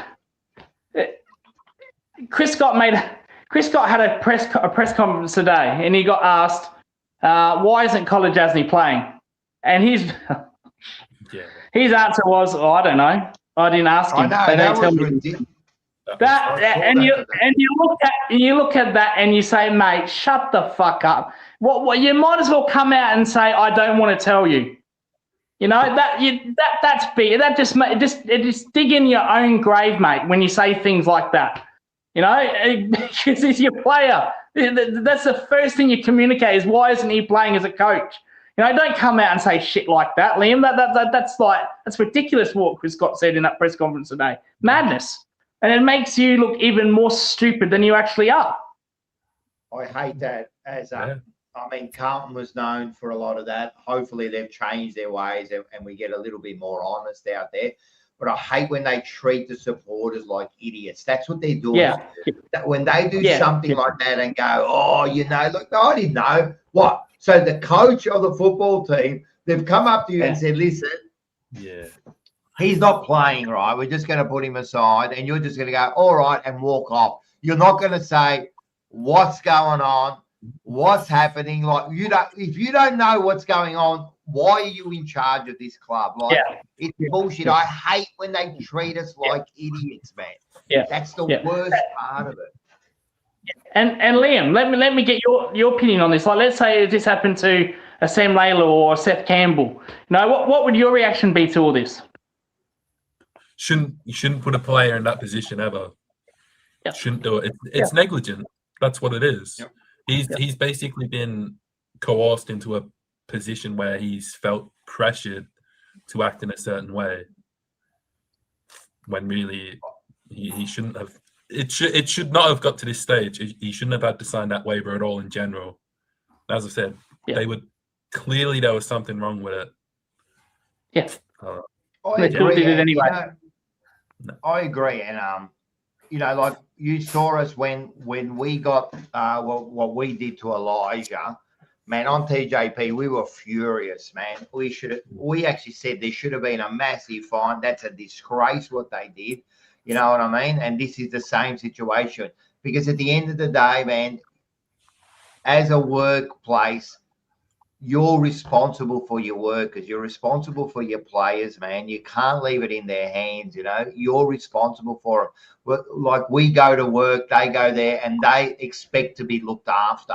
They expect that if there's something wrong at the workplace, it's got to be fixed. Like we used to say this about the workplace. The thing about work is you always want to get home, right? So if you make my workplace unsafe where I can't get home, well, that's no good. Yeah. That's your responsibility because you make money off me. Like, yeah, I get paid and the players get paid, but man, the club makes money because of you, man. Now look after your people, man. Look after your people. And what they did to Elijah is a disgrace. I don't think that $75,000 was enough. I don't think they should have been punished harder for that because that was a disgrace what they did. And now the same thing. Now, lucky that your player's okay, right? He's okay at the moment, you know what I mean? But, you know, what if something had happened? You know what I mean? Can you imagine the stuff that would have been going on later on? Because that paper probably wouldn't have held up, and then there would have been court things. And then this poor kid would have had to go through years of court. Probably trying to get some sort of compensation because they would. How many times have clubs just push players aside? You know what I mean? Yeah. Once they don't need them anymore, well, you know, they just push them aside. Yeah. You know what I mean? We can't have that, man. We cheer these blokes. We idolize them. How about we look after them and do the right thing? Exactly. No, and no one wants to see like the John Plattons or the Max Wooks of the world. Or God rest his soul, Shane Tucks of the world, you know, go down that path. They need to be absolutely looked after, and I agree with that 100%. And I don't think the clubs do a good job of that. They just toss them aside and say, well, you're no longer playing with us. That's your fault now. Whatever you do is your problem. And that's not right. It's not right at all. 100%. And I'll give you another thing now. I just thought about this. Sorry, Liam. I just thought about this, right, before I lose up. All these mental health cards and issues that they have, right? And the AFL are big on it, and the clubs are big on it, and we have rounds for it, and we do that. You, Geelong, are a fucking disgrace, man, because you try to talk about mental health for men, right? And then you would try to put this bloke through this. What happens if he did get concussed and then all of a sudden he's got this waiver? Can you imagine what this bloke would have gone through? And then... You know, and then you get, like you said, the worst case scenario, someone, you know, does something that's, you know, unforgivable, you know what I mean? And they maybe take their life and that's on you. That's on you. You've caused, you've made this problem. You've made this problem, man. A player should go out there and play footy. He should not have any of those worries on his head. Sorry. Absolutely. No, I 100% agree. And Geelong should be, so if, like I said, I'll give him a $500,000 fine or a draft pick. You know, don't slap him on the wrist. Don't give him a slap on the wrist.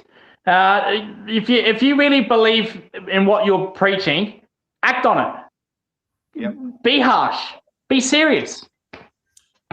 This is true by Scotty always. They stick up for Bailey Smith's mental health and then Colo out to get brain damage. And that's exactly right, man. People just pick and choose when they want to, you know, defend something or talk about something, you know, they'll do it there. But really, it's almost as bad as it gets this, you know. They've got to be punished, man. They've got to be punished. We can't have this, man. I hate Geelong. I hate Collingwood. I hate Essendon. I hate Richmond. I hate all the teams. But I don't want anything to happen to their players, man. The players are the reason we watch this game, you know what I mean? Like, I love hating Nick Dacos. I love hating him, but I want him to play, if that makes sense. You know what I mean? Like, it is what it is, man. I don't want him to get hurt. It's fucking ridiculous, man. We idolize these people, man. The kids idolize them. You know what I mean? It's all right when you're selling jumpers. Hey, club selling fucking jumpers and packages and all that, man. Look after your players, bro. Yeah. No, absolutely agree, and it's just like this. There needs to be a harsh statement here, or a harsh message to say that you can't go behind our backs ever again. And I hope the AFL do. Hope they do. Yeah, absolutely. I hope there is. I think they tried to get away with it, and this is the AFL too. They tried to kind of like, oh yeah, nothing to see here. look away. There's nothing to see here. You know, they've got to be scrutinised here too, man. Once they found out, they should have jumped on this straight away. You know what I mean? You know, Essendon for bringing, you know, initiating it, but then now the AFL, they should have jumped on this straight away. It's been 2 weeks, man. You know, and now can you imagine this kid's mental health now? Now he's not playing. He's I not know, playing. now he's not playing. Yeah. It's embarrassing. Absolutely embarrassing. It's almost like Geelong was saying, well, you're the scapegoat here. Well, we'll just not play you, and it will all go away. No, that's fucking wrong as well. That's embarrassing within itself. And I feel for Colo. Colo's not had the best season, but that's irrelevant. That's irrelevant to this. No matter if he's had a fucking good season or bad season. He's been going out there, giving it 100%, and he though he hasn't had a good year, you can never question his effort. But he's been going out there without that protection. It is absolute disgraceful. And no footballer or anyone in the world, whether you're a footballer or you're just a person that turning up to work, should go through that ever. Yep. Ever. And Carl's right. The AFL consistently talks about mental health, players' welfare, so brain health deserves exactly the same seriousness. A player's long-term well-being has to come before protecting the club. It has to, man. These are man, without the players, we've got nothing. Without the players, we've got nothing. So yeah, right. Yeah. So look, it's interesting. Watch this space. Yes. Shit's gonna happen. And yeah. At least now it's on the cards. As I said, the AFL are trying to hide it also, but at least now it's on the cards, and hopefully they make the right decision. Now, Lucas, do you want to stay on, or are you going somewhere? No, if you want me on as long as you want, mate, I'm happy to stay. Leave it to the chat. Do we want Lucas to stay for the rest of the show? I want to see what they've got to say. Because it's you guys, I'll stay. We won't be on for 13 hours, mate, unfortunately. So. No, we're not being on for 13 hours. That's how I ego. Do we want Lucas? Here we go. We're talking about the 13-hour coach stream. Hey, listen. Guess what starts tomorrow, guys? Oh. The test, mate. Now, I know Mick, you're into it. I know Lucas is into it, and I know Mark's into it too, kind of, except West Indies aren't playing, mate. So, but thank God you're not wearing that bloody hat, Mark. Thank God for that. Hey, but we should organise I don't mind doing some watch-alongs for the cricket. I know you can't do it every day. Lucas probably could because he's probably could do like all-day streams. But we should organise something and watch the cricket together, guys. We'll try to do something. What do you reckon, Mickey boy? Fucking oath, man. I can't wait for Lucas's stream tomorrow, and I'll hope to join him for not for the whole day. That's ridiculous, but I'll come. Are you going to do one tomorrow, Lucas? I'm doing one from 9 a.m. to 5 p.m. all day, from ball one to the last ball. Yeah. I've got to actually work, but what I'm going to do is I work in the morning, but I'm going to jump in and out of the stream because I'll be watching the cricket when I get home. So I'll be definitely jumping on, and we can talk a bit of cricket for once. We can be on the same side. That would be good. That would be good, Rocco. We can have something finally in common. Would be very much nice indeed. Because you're good people on here. So I love each one of the jumper punch on here, and like I said, you've been nothing but kind and respect to me, and I've got to give it back to you. So, I love you guys. What you do, just keep on doing it. The Warble reckons he needs you. You're a wanted man. He needs you at 10:30. Look, I reckon we can get him off before 10:30. And he's doing his own show at 10:30-ish, is he? Yes, he's doing sneak peek. Bo will be on there as well. Oh, will he? All right. What's this show about? What's the Warble show about? Okay, the Warble is a Collingwood-themed YouTube channel. He's like mate of mine. He's got his own channel. Tonight he'll be doing an Oppo Convo show. It's kind of like he'll probably have about 6 different people that support different teams, and they'll just talk about the footy. A bit similar to this. Yeah. All right, cool. I Nice. might jump on. I'll see how I feel after. I think I Yeah. might even jump on there, and then yeah, it's all fun. Oh my god, there's open streams everywhere now, man. We've started. Oh. What have we done? Opened up a can of worms, man. There's like fucking live streaming, man. We're never going to be alone. There's always a fucking like with your one, Lucas, right?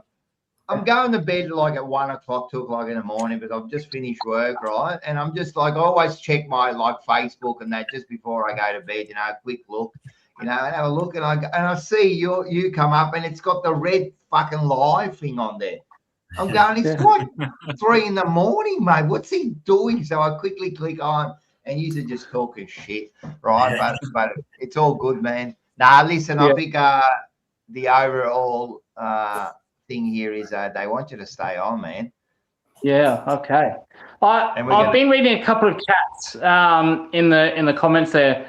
Do you mind if I can answer a couple of these, if that's all right? Yeah, of course. Let's go. I was gonna go through a few because and there was one from Oz. Here's his Oz chat. Now Oz, yeah. I know. I'm going to read your chat, but I've got to put it in at the right time. We can't be talking about contracts and waivers and then all of a sudden just chuck in, what do you think about North Melbourne and Geelong? So there's the first one. Thanks for $2. No, thank you, Oates. I think no. People say it's a danger game. I disagree. I don't see that.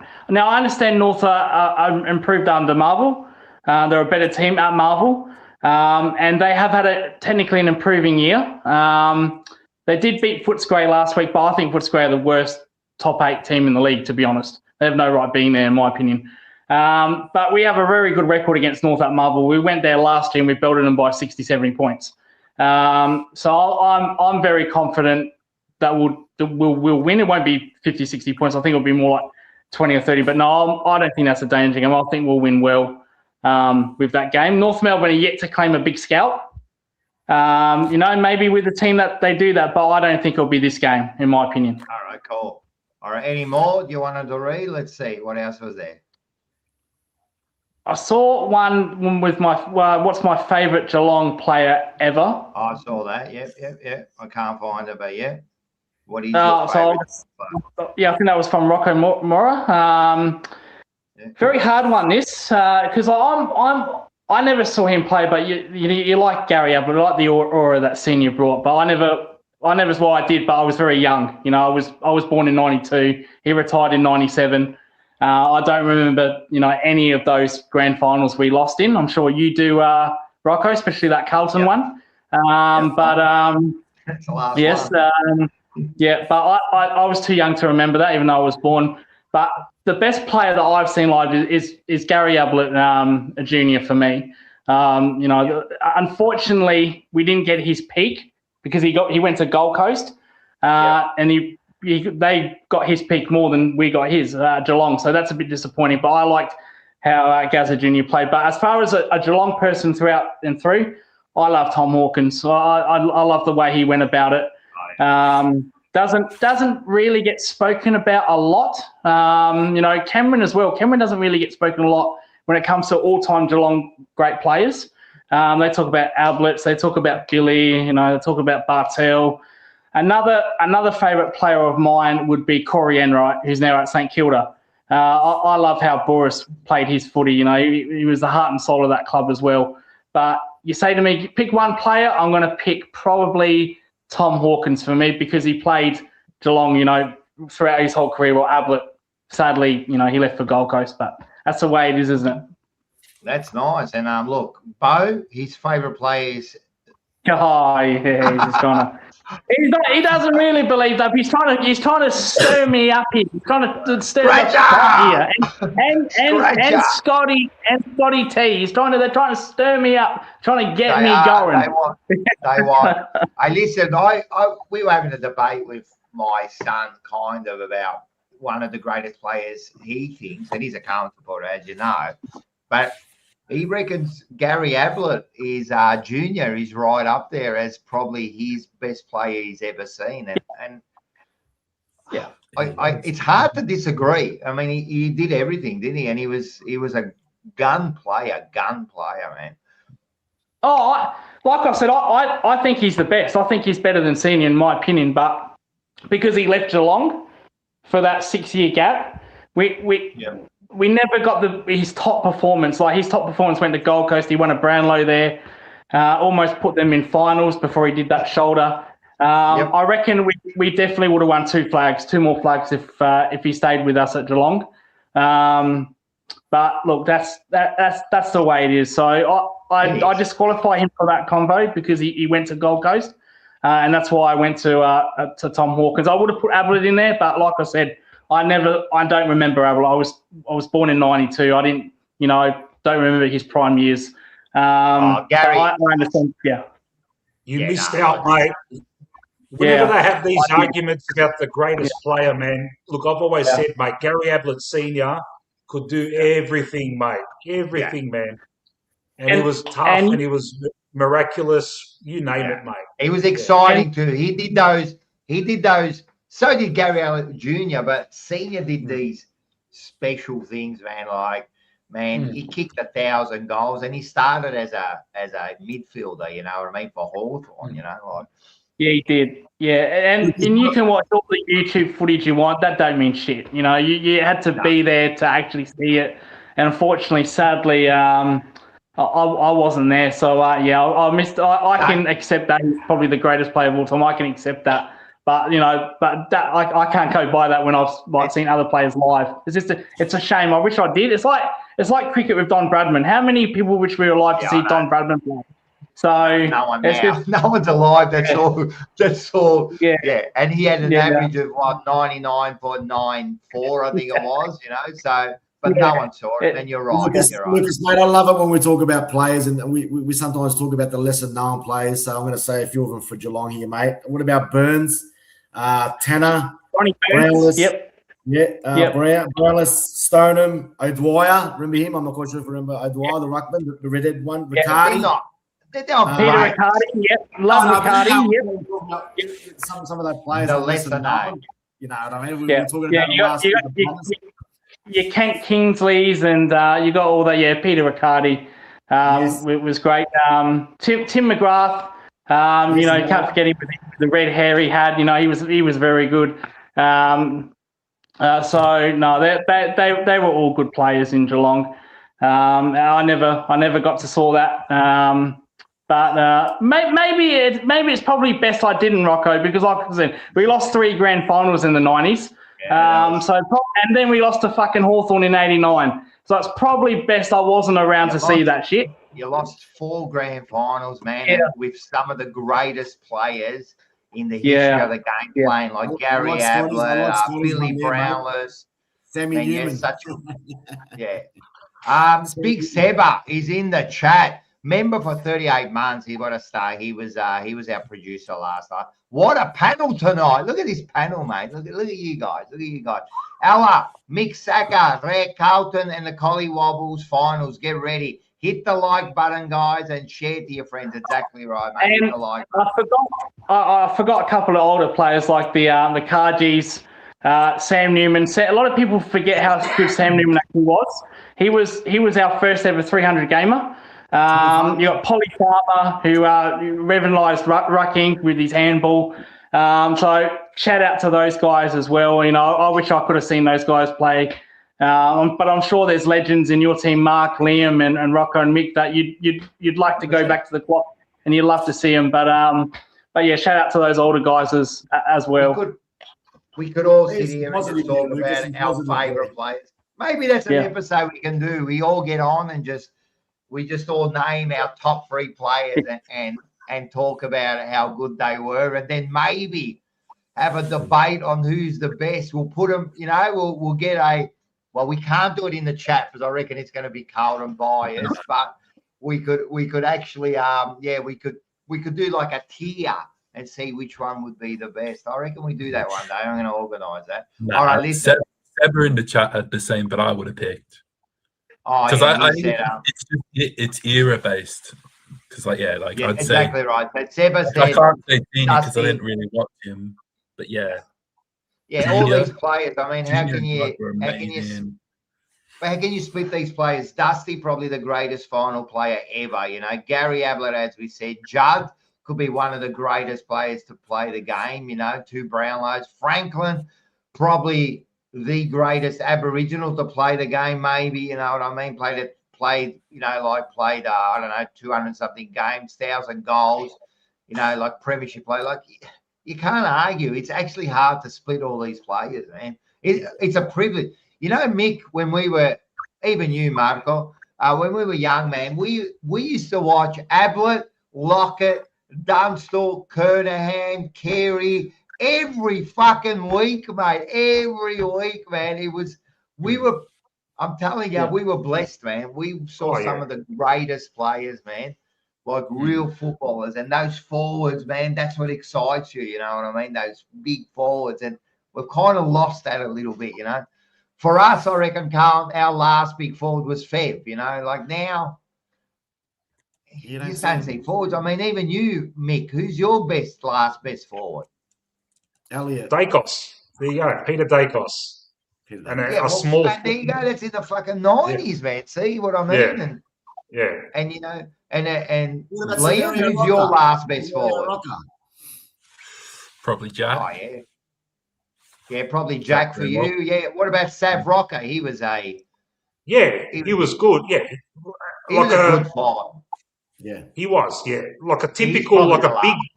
He was probably our best, like a key forward. Yeah. Yeah, key forward. Yeah, exactly. Yeah.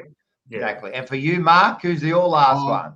Oh, probably Matty Lloyd, mate. Lloyd. It has to be Matty Lloyd, of course. And that's right. And Matty Lloyd was another one. So every week.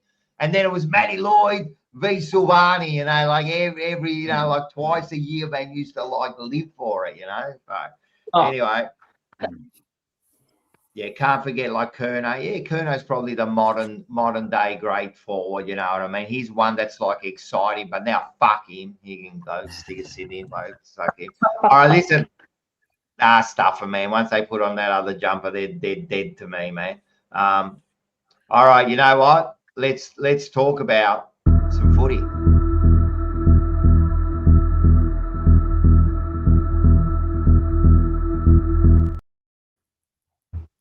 And while we got you there, Lucas, let's get to this first one.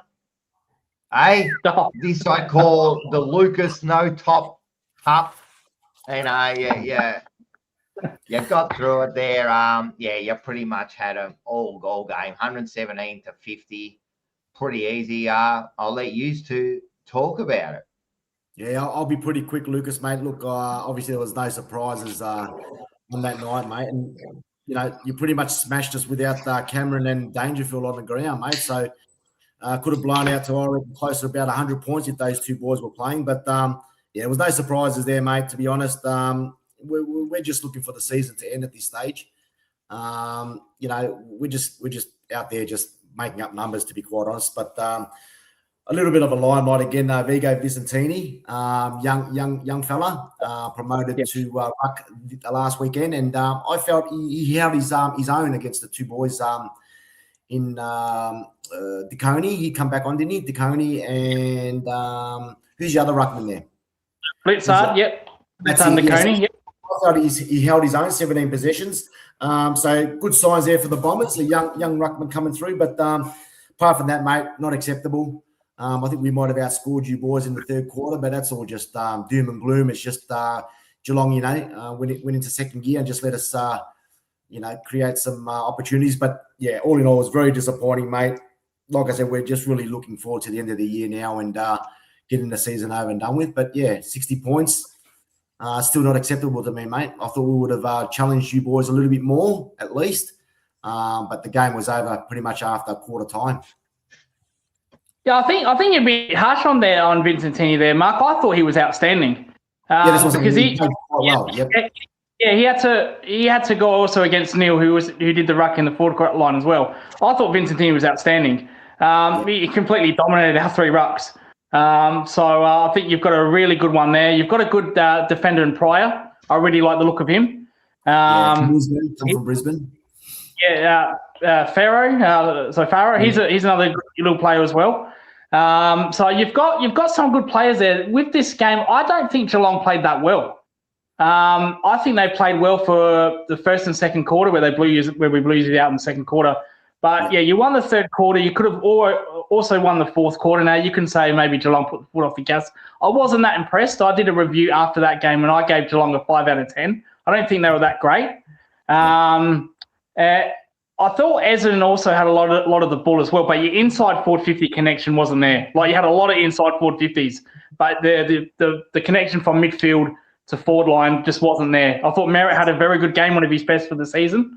Probably that doesn't help your future, but I still see some positives. I think you've got a winnable game this week as well. I'm sure you'll get onto that later. As for Geelong, yeah, I don't think, like I said, I don't think we're that great.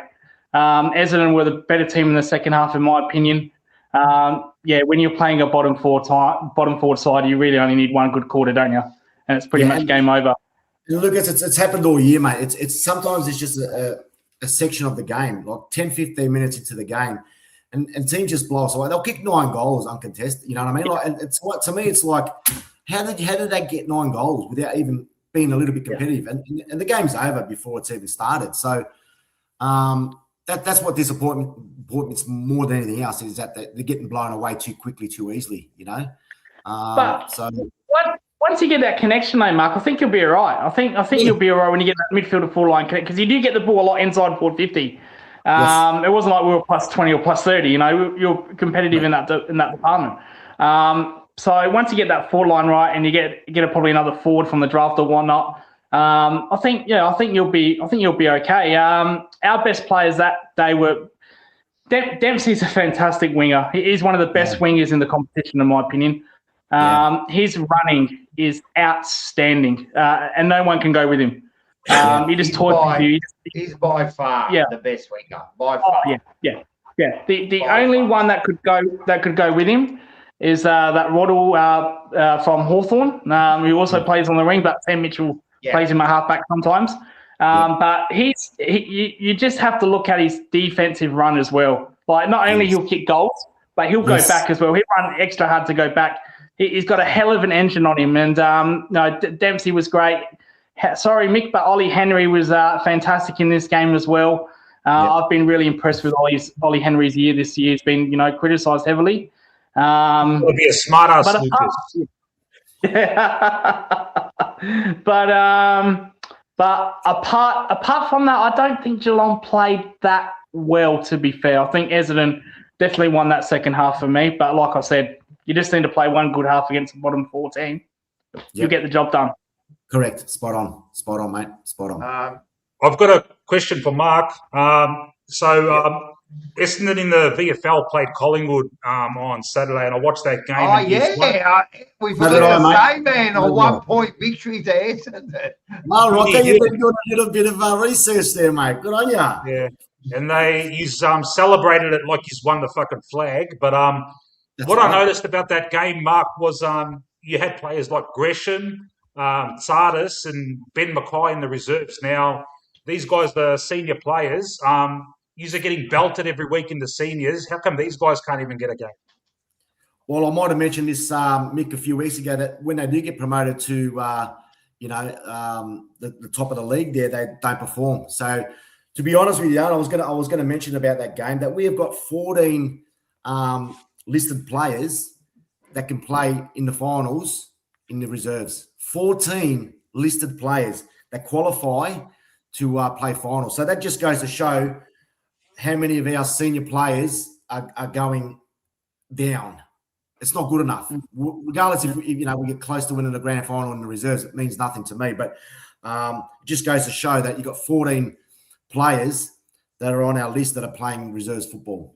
So that's a sad thing, to be honest, mate. But yeah, I was going to say that's a bad thing. You don't want to be winning a VFL grand final with senior players. I mean, you want to be winning them with your juniors, man, because that's what's coming up. If you're putting seniors in there to win it, I mean, that's not helping your club, is it? Yeah. And Mick, they've given these players too many opportunities, mate. And when they do get put up, they're not performing, mate. They're like Perkins and Mackays and Cox and Joneses and so forth. They've been in the system now 5 or 6 years, and once they play up, they don't perform. So there's something going wrong. We obviously know the culture, and we haven't got a coach and all that. We can keep going all night about it, but these players potentially should be leading the Essendon Football Club. I was going to mention Nick Cox. He kicks bags in the VFL. He kicked 7 a couple of weeks ago. He comes back in, and then he gets dropped the following week. That's another player that I think's got high potential, but again, he doesn't translate it to AFL. Is that something wrong with his playing style, or is it he can't make it to VFL? What do you see his problem with Nick Cox? Because he's a good player in the VFL. He backs up. Yeah, exactly right. And Lucas, to be quite honest, we were talking about the concussion a little bit earlier. He's been concussed, I think, about 3 or 4 times in his career.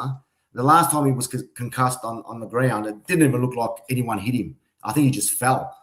And he didn't play at all for another 8 months after that. So I'm not quite sure whether that was his decision or the club's decision or whatever the case may be in that concept. But yeah, he was out of the game for about eight months due to concussion.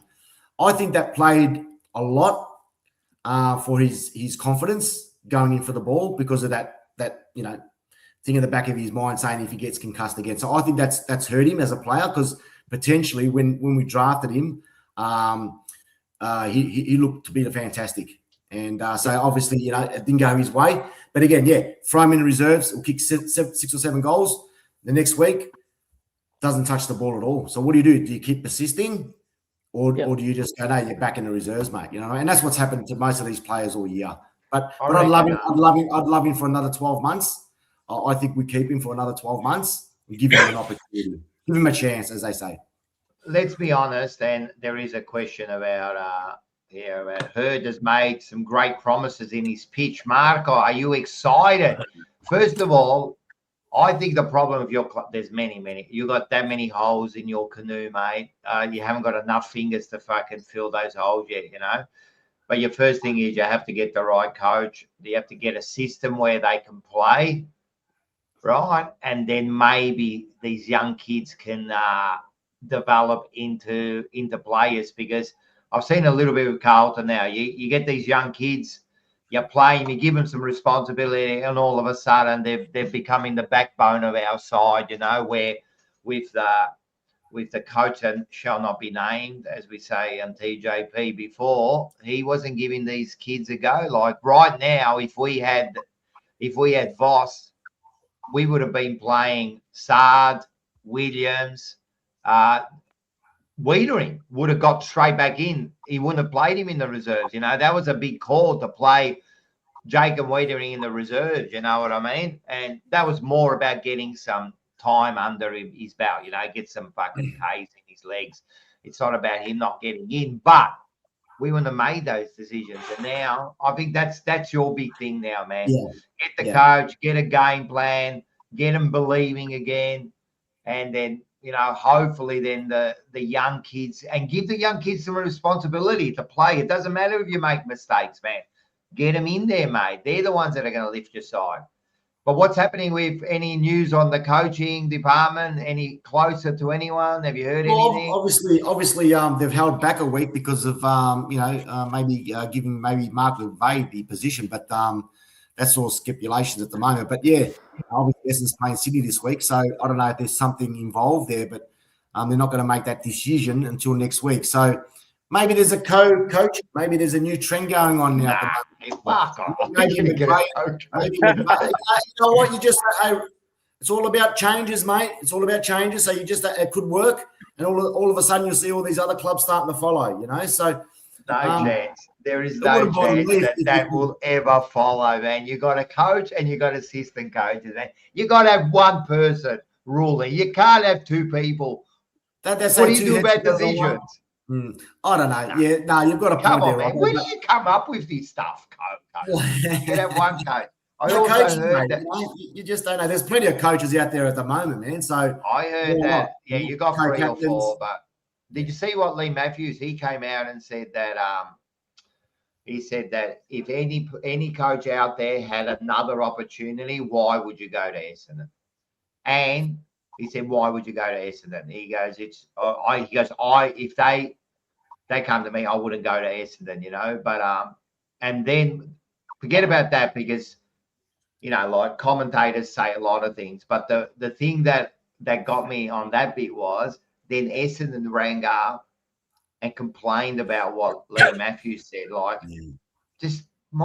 don't worry about what other people say. Just worry about doing what you got to do. Don't worry about what Lee Matthews is saying. So they complained that why did Lee Matthews say something when he's on the board of Brisbane? Yes, that's what the complaint was about, you know. But there's a seriously, bit of fire going on about that.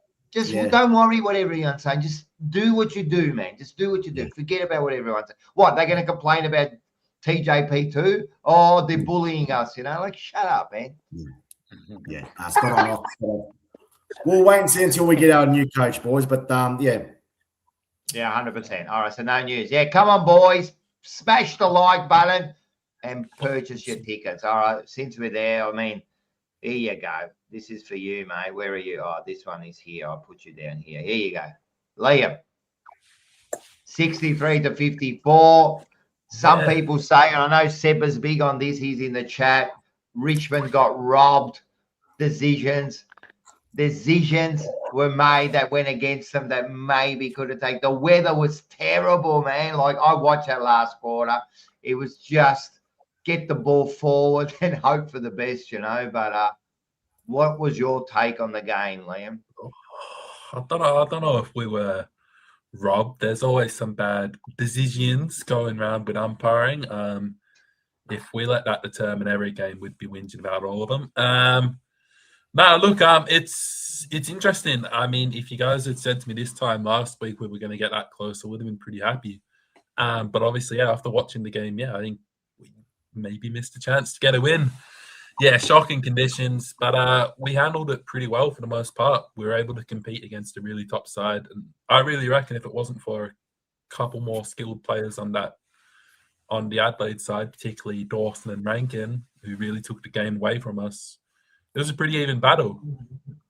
Again, we did really well in the midfield, and like you said, we played that wet weather brand well. We moved the ball forward well. I think the biggest thing, again, which has killed us quite a lot, probably for the last 3 years, just in our general gameplay, is shots on goal. Poor kicking is poor football. Kind of helped us last week against West Coast. Didn't help us this week. You can blame the weather if you want, but regardless of conditions, I felt that the shots that we had were reasonably gettable. Agree to disagree. I don't know what you guys thought, but yeah, look, we had our chances to win. We didn't take them, unfortunately. I think a couple guns from the opposition took it away. Yeah, but I think overall it was a really good team performance. Really good to see that we're still pushing hard again this late into the season. The only thing I'd say, I struggled to pick a best on ground for us. Say maybe Seth Campbell kicking 3 or 7 goals. That's pretty solid. And Hugo Ralphsmith backed up probably his best performance the week before. He was really good again too. So I'll stick with those guys as my me 2 top players. But yeah, I'm pretty happy. I'm pretty happy. But I would have loved to win. I think we did let it drop. Liam, would this be sorry. Liam. There you go, Mick. You go, Lucas. Go. Lucas, go. Go. Go. Go, Luke. I don't know what's happening. Go, man. Before I go. I'll go. Okay. I was gonna say, Liam. No, I think you're being a bit lenient on Richmond now. I definitely thought they should have won this game. But you did hit the nail on the head. Bad kicking's bad footy. And unfortunately, Tom Lynch, once again, probably cost you this game, mate. Missed very gettable shots in this game. He kicks two, 3 of those, you win. It's not the first time that he's done that. You remember the Carlton game early in the year where he went 0-7, I think, 1-7. So for me, this is another game that you should have won, but your main forward really let you down. And it's not really good enough. And I know that Richmond have offered him another 1-year deal. So we have, yeah. And a few people bringing that up. It's interesting. Obviously, we can bring up the games that he has ultimately cost us this year, which is unfortunate. But I thought he was a player that maybe still had a bit of currency for another team that we could move on. I don't think it's in our best interest to keep him. By all accounts, he's a really good player to have around the club. The players respond to him really well, which is good. Yeah, I wouldn't think that's going to help us grow forward if we're keeping him for 1 year. Also, I mean, I've seen talks this week we're going after Jesse Hogan as well, who's also towards the back end of his career and has had a fair few injury problems this year. So, but yet we've also extended our oldest current forward. Doesn't make sense to me. But yeah, in terms of the game, I'm glad you said it as well. Yeah, they were gettable shots. Conditions, bad or not, doesn't matter. You're a professional footballer. He's paid to kick goals, and yeah, reality is he's let us down a couple times. And you're right. That's why I said, like if you told me we were going to get this close last week, I would have been happy. But then after the game, I was like, we probably should have won. But that's football, unfortunately. Lucas, would you, considering the opposition and the game being in Adelaide, would you consider this your best performance of the season? And if yes, is it a mini turning point for the Tigers? Is it our best performance of the season? In a way, it is, yes. I think because it was a consistent performance across the board. Like I said, I actually struggled to pick who was best on. I think everyone played their role really good. If anything, it was probably my mate, the coach, who let us down a bit. I think, like I said, I spoke about like Dawson and Rankin on the other team taking the game away from us. I feel like that's a coaching decision that needed to be made to shut those two down. But yeah, look, that was a tough game, tough conditions. We haven't played as great in the wet. We haven't played great wet weather football with this current team that we have. So to go out there in a game where, no one was going to give us a chance, really stick it to them, and ultimately, again, a game we should have won.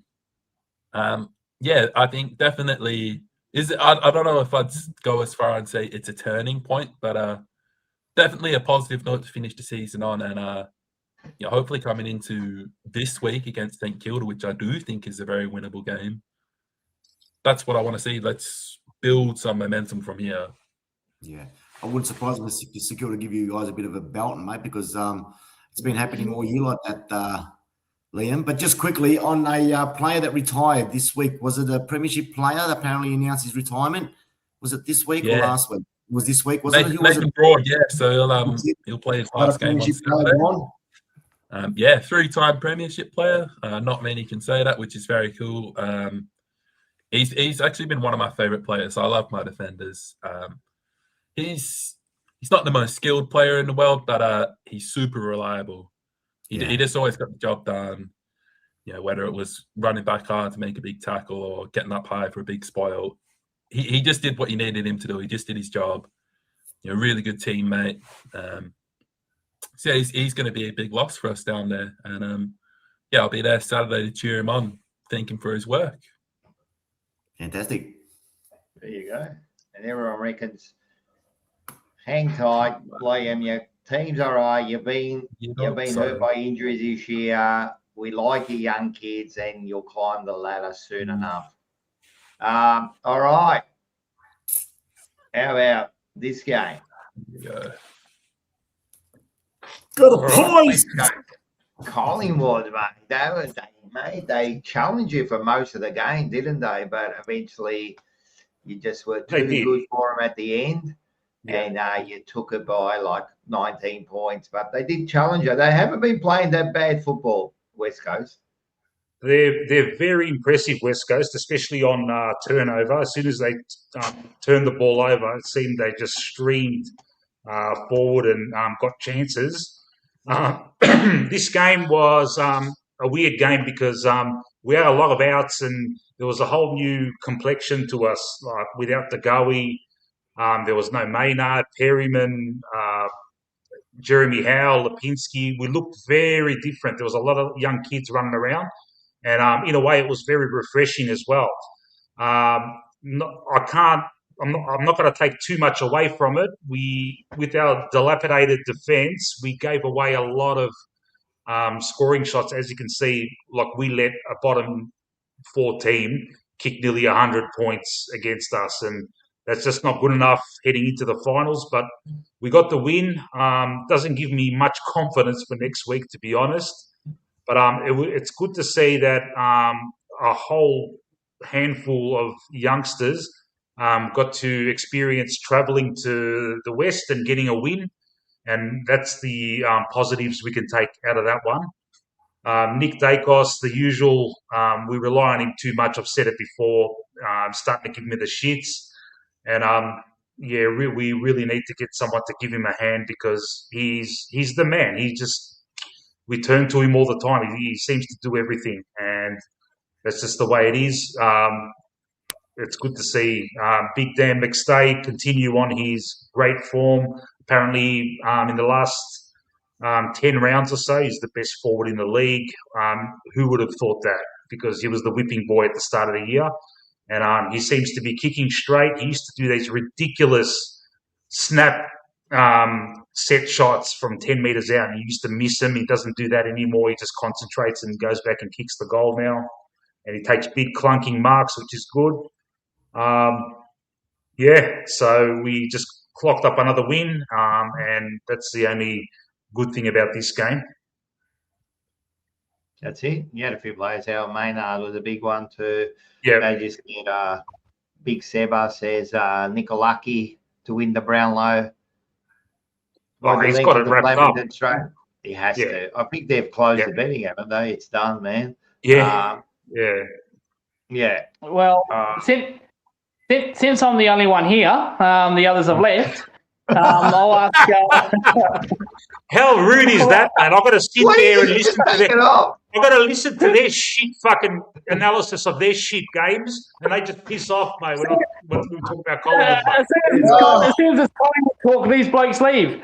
So I'll just ask Mick this then. No, seriously, in all seriousness about Mick Stay.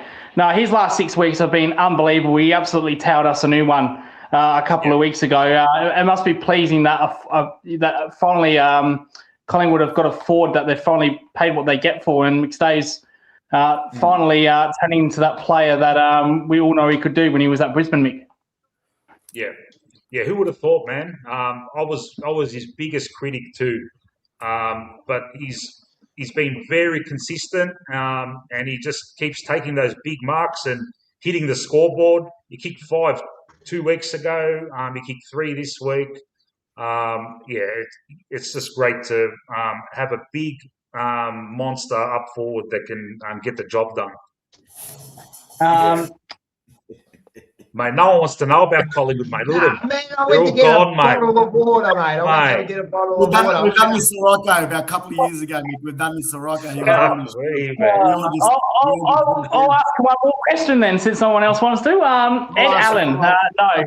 He's Ed Allen. You know, his resurgence in that midfield over the last month has been also fantastic, Mick.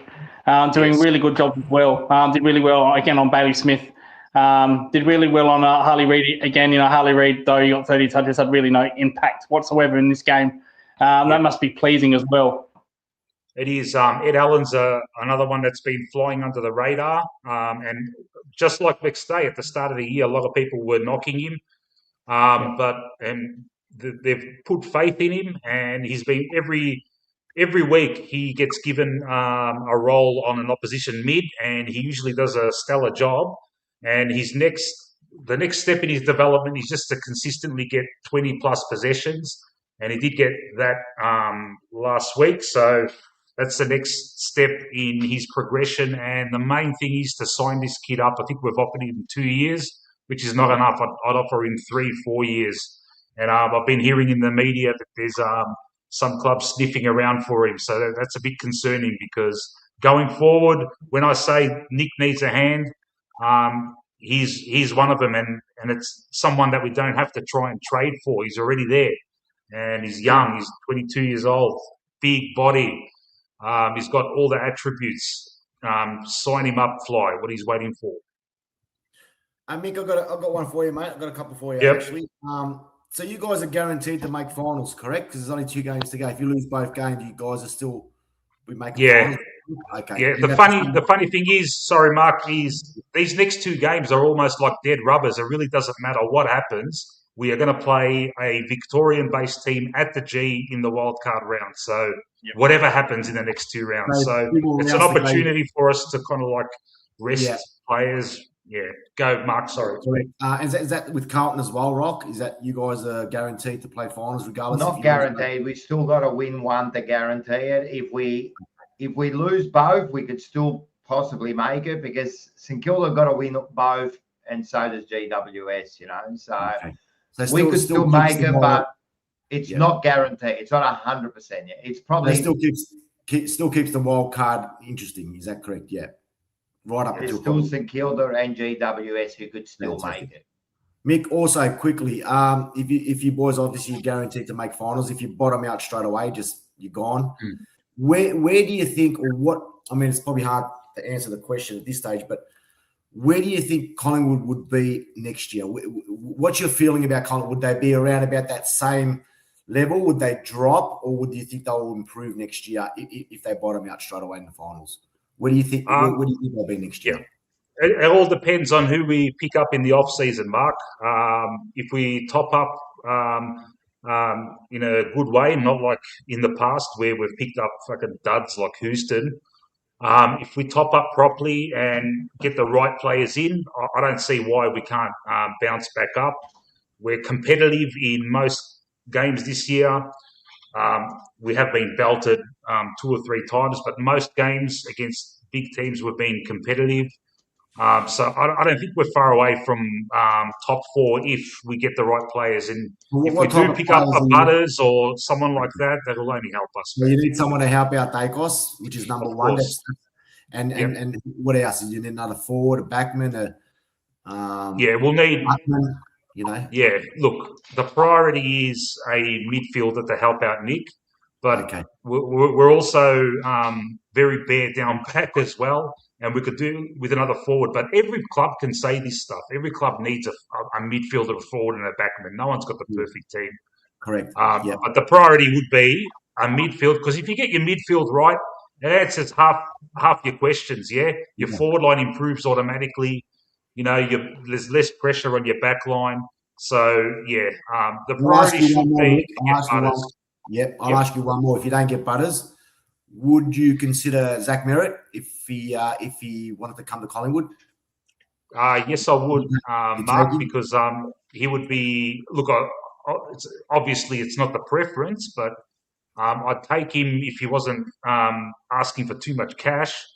I don't really rate him that much, but Nick needs a hand, man, and Merritt's got the runs on the board in his career, and he could probably do something to help him out for the next few seasons, yes. But if we do get Merritt, then my expectations for next year will not be as high as if we got Butters. I got a few. Well, first of all, big Seba, thanks. You didn't have to do the $14.99. Actually, you should have given us more. But I was going to ask the question, Big Seba. You put it up twice. I was going to ask her, but thanks for the 14. Question from Mick: do you think missing Bruzzy is the biggest out right now? I think he is, because he sets the tone for you guys. He's a massive loss, but I would argue that a bigger loss was Jeremy Howe, because right now Billy Frampton is marshalling that defence with 2 youngsters next to him, and Jeremy Howe and Billy Frampton had a great chemistry going back there. Bruzzy is a big loss, but in my opinion, Jeremy Howe's a bigger loss. There you go. And my last question for you, but there's enough about fucking Collingwood, but so there's been now articles coming out about Butters and the 1.8 for like 55 years, whatever. You know, you've been paying him big money for a long, long time. Would you be happy with that? Like, it probably will be an 8-year, I think, contract. They're gonna go massive in this contract, and if you don't do it, another team will. Are you happy with that? I am. I'm a little concerned about the money we're going to be dishing out, but From all reports, we've got heaps of money in the salary cap. Yes, I would be happy with that. It's what we need, man. You would think it would kind of concern a lot of other teams if we had Butters and Nick in every CBA, like in every game. So yes, I'd be. It should be our number one priority. I'd be ecstatic if we got him. So tell me if maybe even Lucas probably knows more about this. I kind of get confused with, like contracted, not contracted, all that, right? So if they make him an offer, Port can match it, correct? And then if they match it, then Collingwood would have to then make a deal with Port. Is that correct? Correct. Yes, correct. Yes. But if they don't match it, then he just goes to Collingwood. Do they have to give draft picks or anything? No, he just walks for free. Gone. Port would get a compensation pick. But so there's two ways it could go. One way, if Butters wants to look after Port, what Butters can say publicly, saying, "Oh, I want to leave Port. I want to go to Melbourne." That leaves us, Footscray, Collingwood, Richmond, all in one basket, and then Port can go to the best trade value. If Butters comes out and says, "I want to go to a such and such club," Port has to deal with that club. So it's kind of a cat and mouse situation. Will Butters look after Port Adelaide by saying, "I want to go back to Melbourne, try to get me back to any team you like," or will he say, "I want to go to this particular team"? It's more likely he'll say, "I want to go to here, to this particular team," but don't be surprised if he just says Melbourne and Port Adelaide work out a deal, but Butters internally would say, "Send me here, but I'll look after you by saying I want to go back to Melbourne." So it's up to Butters. Yeah. Okay, there you go. That answers the question. All right, that's good. That's good. Okay. All right, it's going to be interesting trade period. There's going to be some big movement, I reckon. There's going to be a few big players around. All right, let's go to. Did I put? I don't even know if I put my team up there. Where was it? I might have missed it. Let's have a look. I was having trouble before. Anyway, it doesn't matter. Carlton's and Gelder. I might try to get it up here. Let's see if I can. It might just pop up. Hold on a sec, guys. This is what happens when you're. While you're doing that, Rocco, can I ask Liam a question? Yeah. Yep, go for it. Would you be happy to give up your first draft pick for Butters? Nope. I think it's the right move for us. No. Okay. I think we're giving up too much. Like I don't think we need to bring him in and pay him as much as we're going to pay him. It's not going to make us a better team right now. I think it's better to get another young guy in to build with the group that we already have. That's how I see it. I agree. Butters is no good for Richmond, is no good for Essendon. They're just no good. You're not at the right stage to pay someone $2 million. It's just not right for you guys. Are they right for Collingwood? Yeah, probably. Bulldogs, possibly. Carlton would be another one. Kind of fit in the midfield, move you to the next level. But I'm with Liam. I don't want to be playing a player $2 million for the next 8 years, man. I want to be looking after our players, and I think that you could get value out of someone else for half the price. And don't get me wrong, he's a good player. He's a fucking top midfielder. This $2 million over the next 8 years, man. I'm telling you, we got ridiculous. Like, for example, for us, we've got probably, we've got Jagger. We've got Harry Dean and Cody Walker next year that we've got to then look after in a few years' time. You know what I mean? So, well, Rocco, it's $4 of that million is up front. $4 of that million will be up front. Is it? It's not worth it. Yeah. I didn't know that. Far out. But also, Lucas, I made the point last week that far out. I didn't know that. How are they going to manage that? Nah, That's too what they're much. saying. They're saying Richmond are prepared to pay him $4 million up front, part of that contract. So he'll get $4 million without even playing a game. No, it's stupid. It's ridiculous. No, I agree. Look, they'll work it out. They'll work it out. As I said, like if Collingwood's got some money, they'll back end it. You know what I mean, or front end it, whatever. They'll pay him the $4, and then it'll go down in years to come. And they could probably fit someone else in. And you're also looking at Neil. So if you do get those two players, it's going to be a pretty hot midfield. Pretty hot midfield. But I wouldn't want him, to tell you the truth. Not now. There you go. Probably a few people went against us. 62-106. Pretty much just demolished them from start to finish.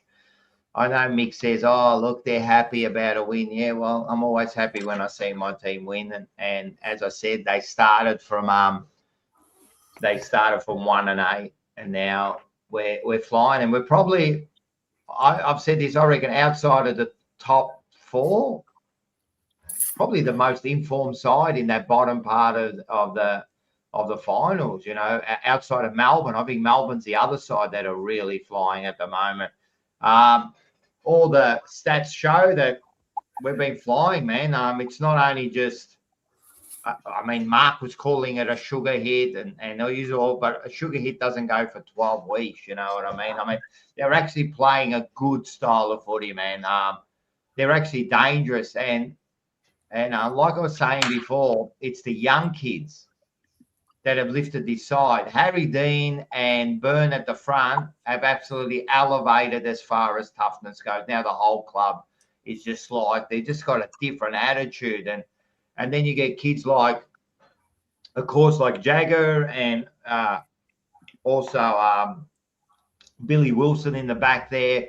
You know, all these young kids. There's a whole bunch of others there that have been playing really well, but they're the ones that have lifted the side, man. You know, we're moving the ball completely different. We're opening up angles, we're taking those kicks in the middle, or opening it up. We're dangerous now. We're a dangerous side. I don't know how far we'll go. I don't even know, you know, but we've responded week after week. I mean, we beat Brisbane. And no one saw that coming, and we smashed them. And then the whole thing was, we'll see how you respond this week. I think this week was almost a better win than last week, because the response that come after that big win had to be huge, and it was, man. We were on from start to finish. I think Josh Fraser, someone asked me before, I think he'll get the job, and I do want him. He's the type of coach I want, and he's shown everything that we need at the moment. He's brought the side together. He's humble. He's changed the game style. He's got the kids. He's got the team playing a style of football now that I can see win finals. That style of football will win finals. I just don't think we've got the right players at the moment to go far into the finals. You know, like Kemp isn't going to be a premiership forward, I don't think. I mean, he'd probably be if we had another big forward, I think we need a big forward. We had one, Curnow. Imagine having the forward and getting rid of him. Now we're looking for another one, you know. But I think now we're playing a style of footy that can actually, mate. We're gonna scare a few teams, I think, you know. So we're gonna be right up there. As I said, the young kids are playing well. Dean's the last time that we'll probably get 1 and 2 in the Rising Star in Jagger and Dean. Man, you haven't seen that since Melbourne in the early 2000s, right? So. Man, that's great for us, man. And they're really, really good players. Dean's going to be captain of the club. This bloke here is what he's done in his first year to hold defence is amazing, you know. We played Wiedering in the reserves, right? I know to get K's in his legs, but still, we played an All-Australian reserves and we weren't scared to do it. We never would have done that under Voss. We would never have done that. It's selection integrity. Billy Wilson. We were talking about getting rid of him at the end of the year because he couldn't get a game. All of a sudden, they've given him responsibility. He's actually the one that's opening up the game. He's taking it on. He's opening it up. He's hitting targets. You know, Byrne is one of the toughest kids I've seen. This bloke here is an animal, man. He's He's a tackling beast, but he kicks goals. You know, you can see how happy they are. And the other thing I want to say is, so in the last few weeks, good wins. Guess who hasn't been in the votes? Our captain, right? He's had good games. Guess what, man? He's not in the votes. What I'll say about Chris is I think Josh Fraser has changed his game. If you notice now, he's not the one in the fucking heart of the contest. You can see him pulling back a bit now, letting the others take it. It's a bit like the Cochin role when Cochin did it for maybe a little bit of a different role, but Cochin played a different role and he elevated his game. I can see that now in Cripper. He's actually taking a step back, letting the others take responsibility. He's still having a good game. He's still at 25, and but he wasn't that dominant side, and this is all because of Fraser, I think. And I think this is going to go a long way into him, like extending his career, because it's taxing doing the role he was doing, right? Extending it, but also giving responsibility to Jagger, giving Hewitt. Mate, Voss had him in the reserves. This bloke, you can't tackle him, man. He's killing it at the moment, man. What a thing, you know what I mean? He's moved Shearer into the back line, plays a wing kind of back line. The bloke's killing it lately. We've always said he's probably the best kick at Carlton, the best kick. But playing in the middle probably wasn't his position. Now he's got a little bit more time in the back. He's finding targets. You know what I mean? It's opening up Florent, Ainsworth, Haywood. They're all doing their roles now, all doing their little roles, man. So I know, Mick, you're saying, oh, you look at, yeah, I'm excited the way the Carlton's playing its footy, man, and I'm excited about the future. Like, I don't know what's going to happen this year, but I'm excited the way it's going now. I can now see, mate, we get Walker in there, maybe get another forward. We'll for sure try to get a forward. I hope we don't get that Amadi. I don't want to be paying $1 million for this bloke. That's ridiculous, But they get another forward. You got Dean now taking control. Haynes at 33 is dominating the back line, Cowan's taken another level up.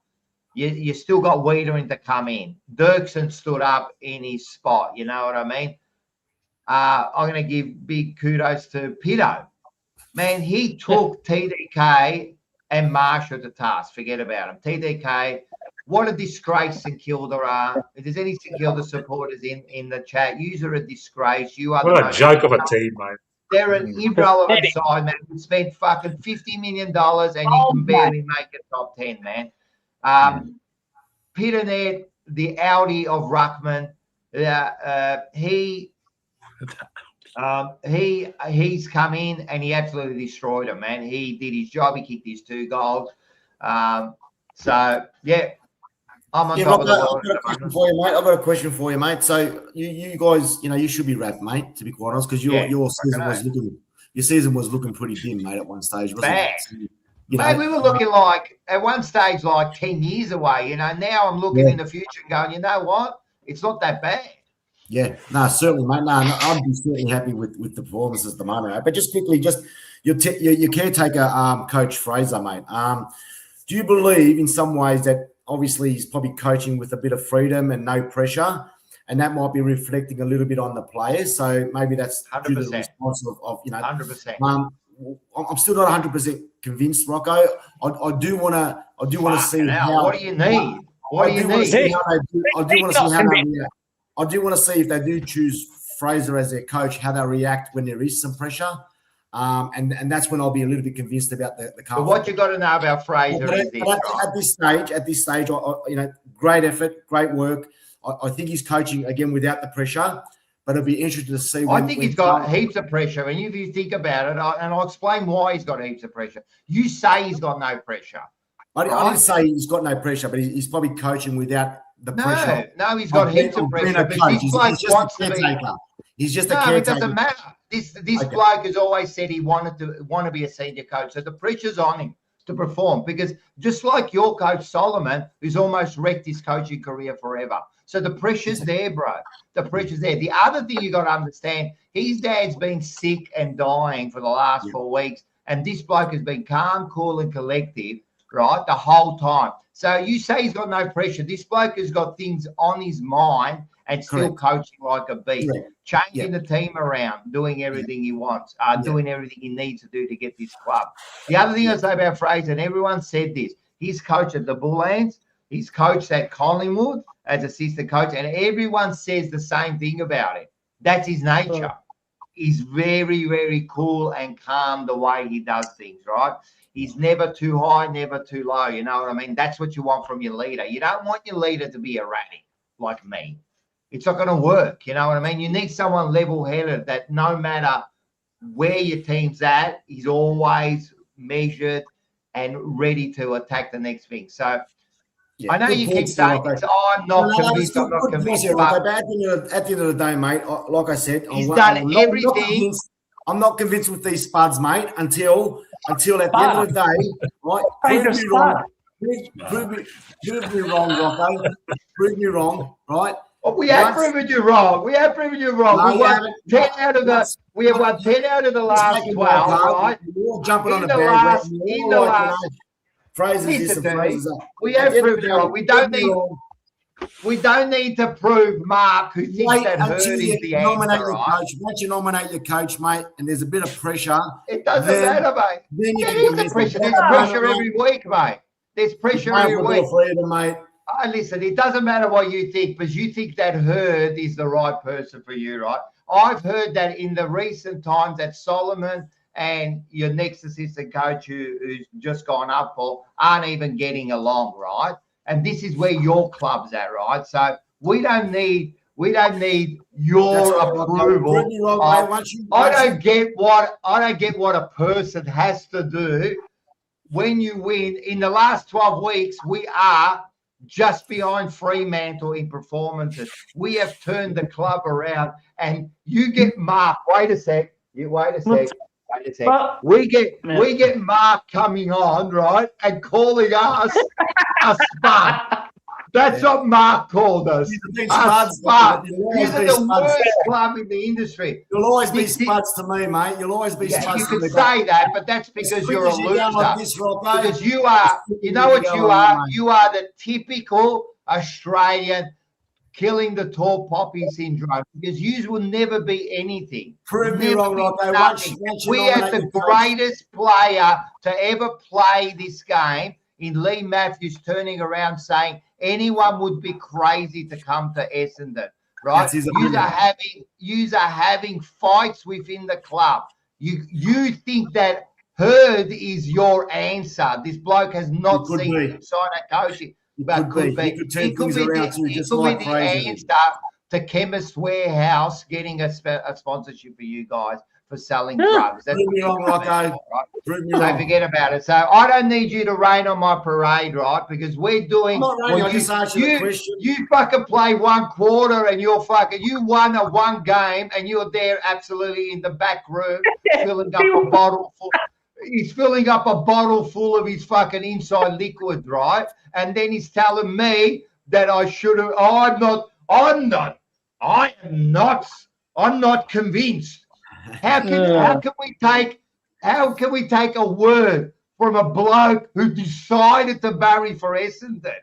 You're an embarrassment, mate. Please. You know what I'm going to do? I'm not going to listen to your rubbish anymore and try to put down my chat. I'm not going to listen to you because you're full of rubbish. This is all I'm going to do, man, is show you this, mate. At the bottom of the ladder, 2 wins barely of a percentage of 63.2. Jesus Christ, 63.2, mate. What is that? 63.2. You know what that means? That means shit house. That's what that means. That means shit house. We got Richmond who have had so many injuries, and they're above you.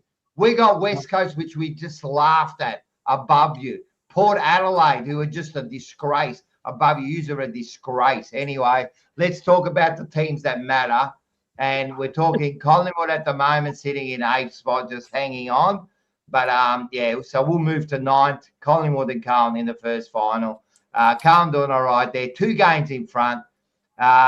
Percentage not too bad. So I think we're I think we're almost there, 90% there. So anyway, there you go. There's my review of the Carlton and the ladder, and also my review of the biggest spuds in the fucking industry, man. Seriously. You can't even get a coach, bro. Yeah, is it Matula? Sorry, Lucas. Is it pronounced Matula? Is that her name? Oh, Matula, Yeah, Matula. Yeah. I think Mark's a spud, Matula, for saying those comments. No, I just want to ask. There we go. That's already go. That's your that's your midfield. Look, Lucas, there's your midfield. There's your wingers.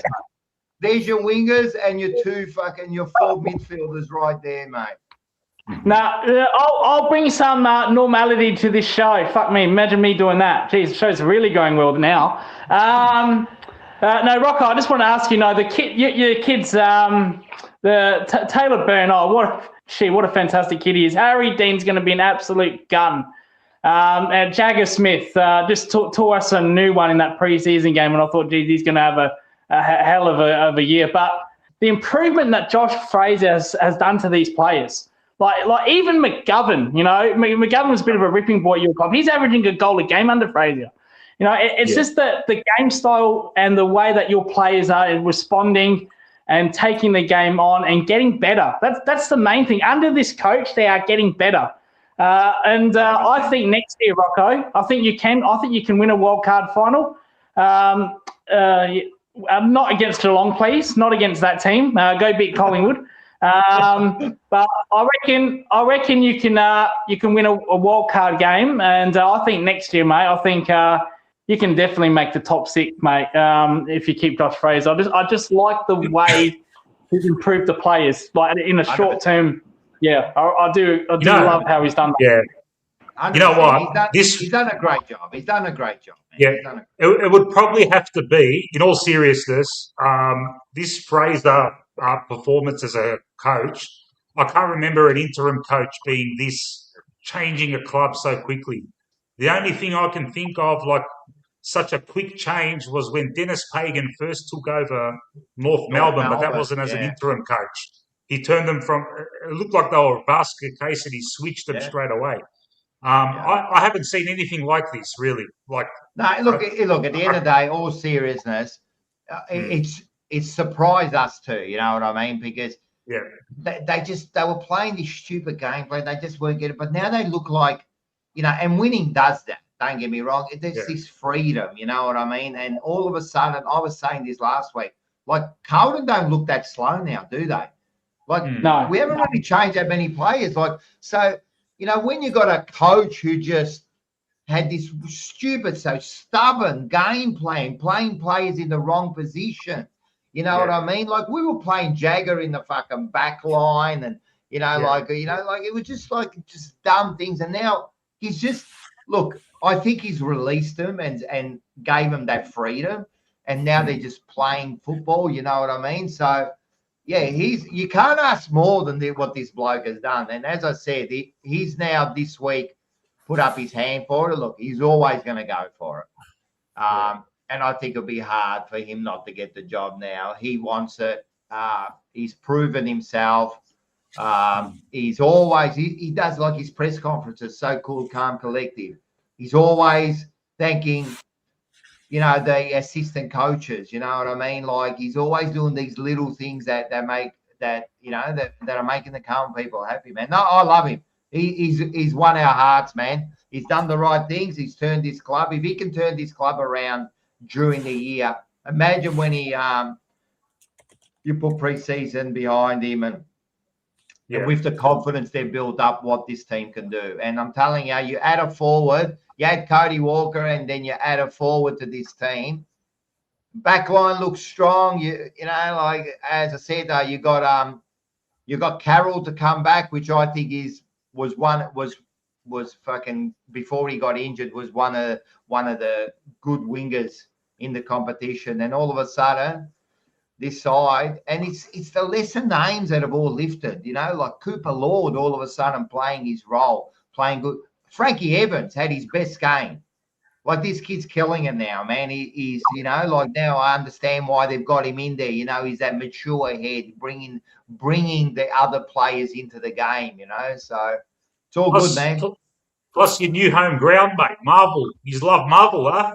We're killing it at Marvel, aren't we? We're killing it. Do you like going there, Rocco? Do you like that ground? At the end of the day, I like the G. The G's the place to be, but Marvel's all right. It always feels like that boutique kind of like place. You know, you go there, the roof is closed. Look, don't get me wrong. You know, when it's cold and rainy, it's nice. You don't get wet. You know what I mean? I've got good seats, you know, but at the end of the day, nothing beats the G, does it? Nothing beats the G, man. Yeah, big crowd. All right. What do we got? All right, we'll go into next week. Now, next week, where was the first one? Because I'm all over the place here. Here we go. This is the first game. Saturday. Yeah. I don't think there's a Thursday game this week. No, it's Friday. So we got Richmond and St Kilda. I'm telling you, St Kilda are basket case. I've actually tipped Richmond. I reckon Richmond can win this game.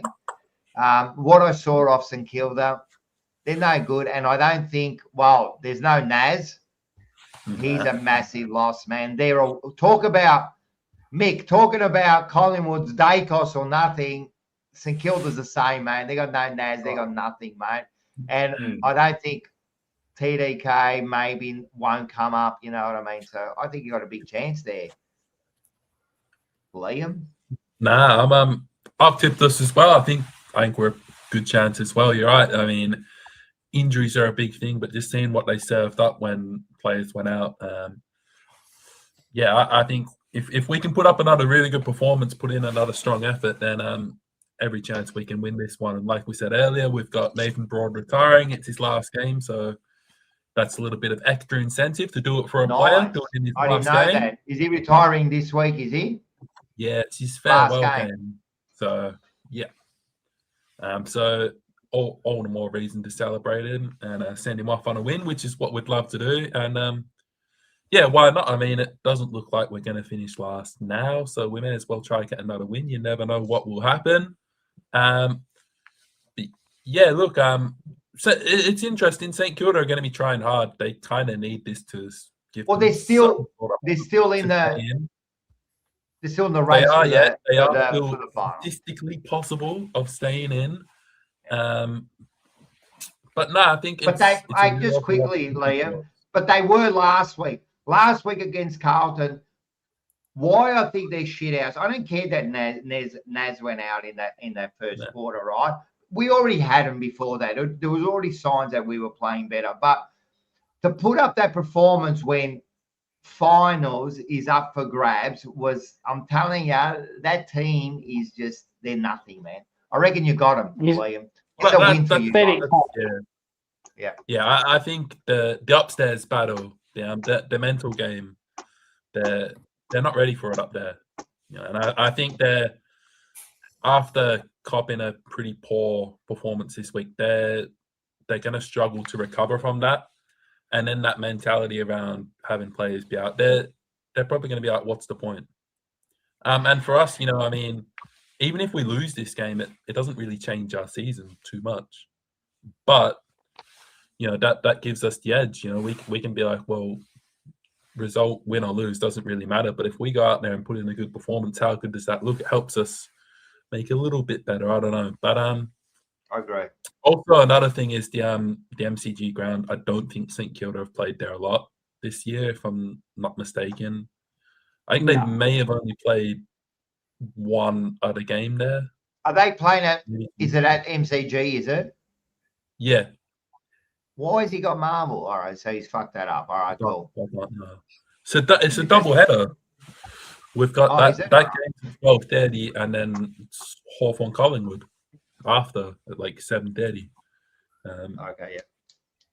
But yeah, so look, I think we saw just what we can do, and I think key for us is going to be around the ball. I was actually surprised. I went through, looked at some numbers in the week, and like in the last 5 or 6 rounds, we're 5th best in the league for our workaround clearances. So that's really important. I think if we can do that again, that'll be key to getting us through to getting us through to a win. Obviously, the big thing that held us back this week was scoring and actually getting the shots on goal. Because we created enough chances against Adelaide, but as I said, they were gettable. We didn't get them. Poor kicking, poor football. So that's one thing we really need to tidy up. But if we can get first use of the ball out of the centre, which we have been, go team. I have tipped us. So yeah, I have too. Yeah, I reckon you got him. Yeah, I think if you can keep Brad Hill quiet, Liam, I think they'll go a long way to winning that game because now they'll run a lot of the ball to him now. He's kind of like their number 2 when Nass is dominating. So if you can keep Brad Hill quiet, I reckon you're a very good chance of winning this game, Liam. Fair enough. I Yeah. agree. So. I agree. Hey, just inflict more pain on them, mate. Fuck the Saints. They're just shit. I don't hate them, but they're just irrelevant, man. Like they're just a shit side, aren't they, man? And then to spend all this money and then end up in 11th or 12th, and then to get a coach like you should get fucking Ross Lyon, Mark, because you're the same. You're the same as St Kilda. You're just irrelevant, man. Just get another shit coach in there and waste your supporters for another 5 years, man. That's what you should do, because that's what they've done by getting Ross Lyon. They've just wasted another 3-4 years with this bloke, man. And what shits me is they get a free ride from the media, no matter how mediocre they are, year after year after year. No one jumps on them, man. It's kind of like they just get forgotten. Because that's what they are. That's what they are. Like they just like you expect them just to be there, like no one really cares about them. You know what I mean? Like, and as I said, there was a lot of word last year because they spent all that money on those 3 players. You know what I mean? And you think about it, they picked up 4 really good players. You know what I mean? Yeah. And they still can't. I mean, they have not beaten a side above them. Yeah. And they've actually fucked themselves now with all these big money signings. They've 100%. Just really, they'll probably be like Essendon soon. I agree, man. I'm telling you, you pay all this money, man, and you're not paying your homegrown talent and all that, man. It starts to hurt you, man. What's Lucas doing? He's going to go to sleep. Maybe. Wouldn't be the first time I've fallen asleep on a stream, Rocco. I can imagine. Well, talking about big games, this will be a good game, I reckon. There you go. You're right. At the MCG, straight after at 7:40, Hawks play Collingwood. Collingwood coming back from the West. Hawks, disappointing loss, I suppose you can say. They come up. Says a lot about Carlton and Brisbane. We smashed them and they come back. They're always going to come back hard, Brisbane, this week. They were always going to come back hard. They smashed it. I still think Hawthorn's a good side, but don't worry. Oh, yeah. I still think they're our perennial bogey team.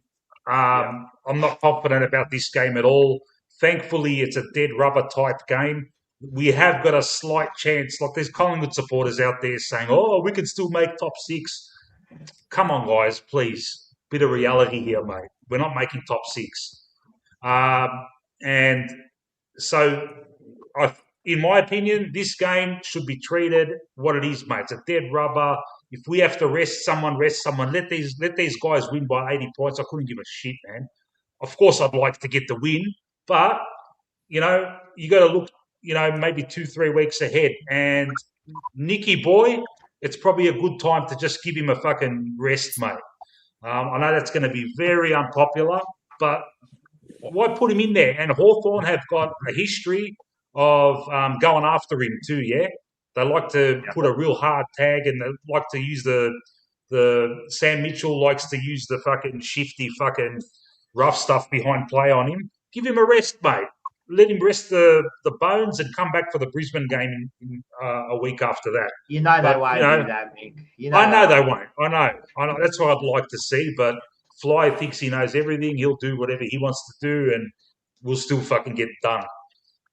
Hey, any ins, Mick? Geordie to go is a 50-50. That's another thing. Like, if he's 50-50, just don't play him, man. Don't play him. Don't play him. I just like to play this game with the same kids that played last week and just give them another chance at a big game. Yeah, and Carlton have done it with the kids. You give them a chance, and funny things happen. And funny things have happened with us, mate. In the games where we've played predominantly kids, we've done well. We nearly beat Sydney with a team full of fucking kids, man. Last week we won with a lot of kids. So just give them a go, man. Give them a go, Fly. But he's going to put Pendles back in as well. If we play Pendles and Sidebottom in the same team, man, Hawthorn's just going to fucking run us off the park, mate. I can see it from now, man. So, not confident about this game, but thankfully it's not very important for our wildcard prospects. So, yeah. Will you be tipping Hawthorn? I'm like Lou Richards back in the old days, man. I tip Collingwood all the time. My official tip is always Collingwood, even if I think we're going to lose. So, but in my heart, Hawthorn will probably win by about, I reckon, 20 or something. But I always tip us, man. There you go. The fun fact of the day: Collingwood and Hawthorn have never met in the grand final. I didn't know that. There you go. We've lost to every team in a grand final except Hawthorn. Oh, really? Is that a fact? Most probably, yeah, I reckon. All right. And we get to beat Hawthorn in a grand final. And you haven't beat Hawthorn in a grand final. Oh, there you go, yeah. Okay. All right. Next one was, who was next? Oh, of course, it's our one, isn't it? Where is it? Mate, this one was all over the place here. Here we go. All right, so we're again. He's got all this wrong. It's not the MCG. We're back at Marvel. It is at 3:15 on the Sunday against the Doggies. Yeah, this should be a good game. I think Doggies have a few injuries now. Is it who English is out now? Yeah. I think they got a few injuries. They didn't look too good last week. I think we're playing better footy. I think we'll win this game. I always thought we will win against St Kilda and the Doggies. The Brisbane and the Fremantle games were always going to be the risky ones. But now, let's win this one. But I think we can even give Fremantle a run just quietly. Back here at Marvel, I reckon we could do it. But in this week's game, it's going to be another tough game. What I liked about, everyone's left me. What I liked about... What I like about Carlton is, I'll tell you another thing where you say, like Mark was going, I don't know, I'm not convinced of that. If you watch last week's game after the game, right, which you didn't, but if you look at it, if you go back, when the siren went, they weren't overly excited, Carlton. We just properly secured the top 10, and they weren't only... it was like back to business, and I haven't seen that. Under Voss, we celebrated the 2-point win against Richmond in round 2 like we had won the grand final. I remember that. Yeah, they were celebrating and Voss come out and he was celebrating, right, pumping the air, and we beat St Kilda, and it was pretty much like, yeah, good win. They were happy. They shook each other's hands and that, but there wasn't that overexcitement, and that makes me happy because they know there's more to be done. They know there's more to be done. You know what I mean? I remember not long ago, Cripper punching the air when he kicked the goal when we were 60 points down. What are you doing, man? What are you doing? But their attitude has changed. As you can see, they were nice and calm. They've done their job. There's another. And Fraser said that in his press conference. He said, that was a good win, but, we've got work to do. We're not the finished side, and we've still got a lot of work to do. And I like that because he's right. We've got a lot of work to do. So Carlton by 20 points. Yeah, I reckon this is one of these games. If you're that serious, if Carlton's that serious, they should have no problems against Footscray here. I reckon they'll win by 5-6 goals. Footscray are not. I think they're the worst team in the 10. I don't think they're that good at all. And you did beat them 7 rounds ago, Rocco. So that's that over them. That was a start. And, that was a start of our winning. Yeah, and arguably Footscray were playing better then. So they're not now. They've got injuries. No, I think Carlton, if they play their attacking way, which they will, I reckon they'll win by 35 to 40 points. Rocco? Yep, and we actually match up well against the Doggies. We always have. It's one of those things. It's like Geelong. We always match up well against Geelong. We always match up well against the Dogs, you know. That's in Marvel as well. You bet them. That was also at Marvel when you bet them early in the year. So, you should win easily here. Yeah, great. We got a hello. Manny says hello. By the way, guys. You're looking good there, Manus Greek mistress. How are you, Manny? I don't know if it's Manny. I don't know who it is, but so it should be all right. So it should be a good game. 3:15, and we're getting there. And then we just, as I said, let's win this game, and then we can secure a wild card. And as much as Mick doesn't want to get excited, I'll be happy to play another week and play a final against Collingwood. I don't think you have ever bet us in a final. I don't know if you've ever beaten us. I don't know. There was a stat. I think you've only beaten us in one grand final, but that was like at the turn of the century, right? Here we go. You're dreaming of premierships, aren't you, mate? You're just thinking of all those late 70s fucking umpire. It has been 35 years, mate. So we can. Mate, you can talk, mate. You haven't won a flag. You haven't won a final since the Stone Age, mate. What are you talking about? Lucas, I'm not talking about finals, mate. I'm talking about grand finals, mate. Remember what you were talking about before? You haven't won a grand final since 2000. What are you talking about? 26 years, Mark. Prelims don't matter. Finals don't matter, mate. As you were saying, grand finals is what matters. Well, they do matter when you're in them.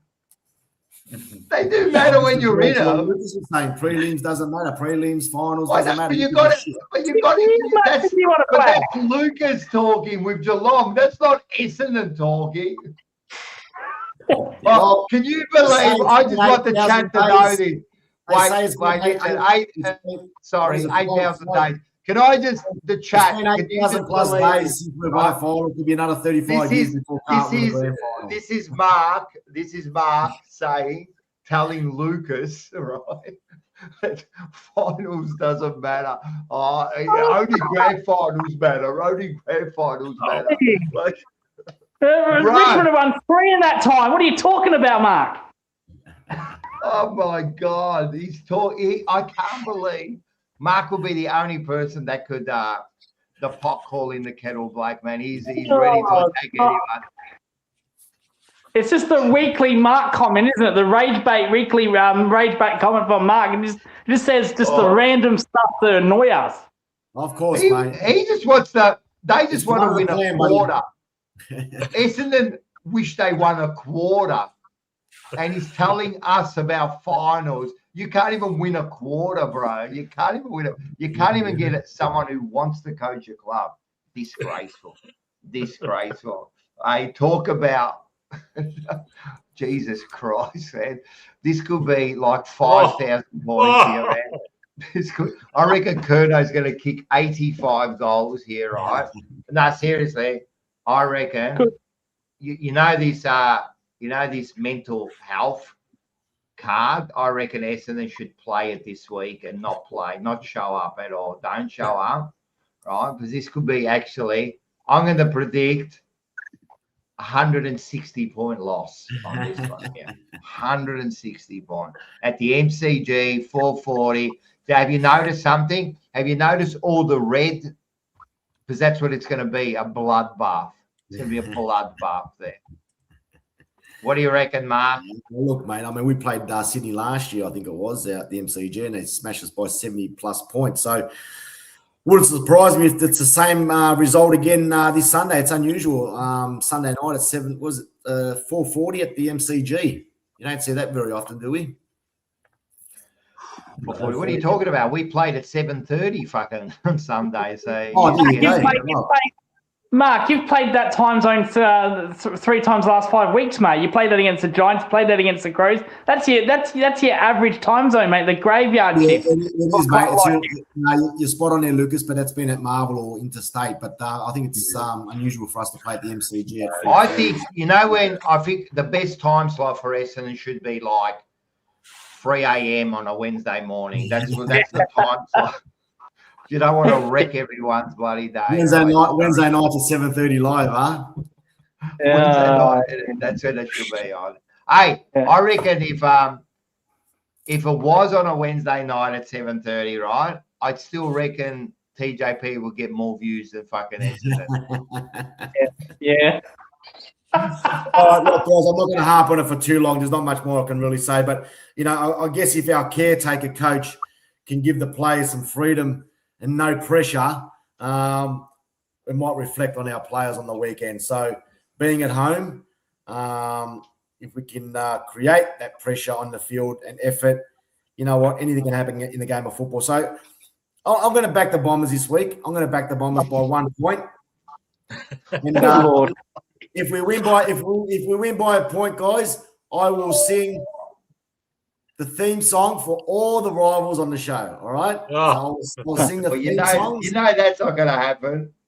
Well, that's what I promise you guys. If Essendon get the points done on this Sunday, I'll sing the theme song. But all in all, that is the worst bet in the world when you know. Well, I was going to do the Lucas offer, but I thought I'd better not, because it's been a family show. You can do the Lucas. You got to do the No, Mark, leave the nudity to me, mate. All right, let's be clear about that. Leave the nudity to me.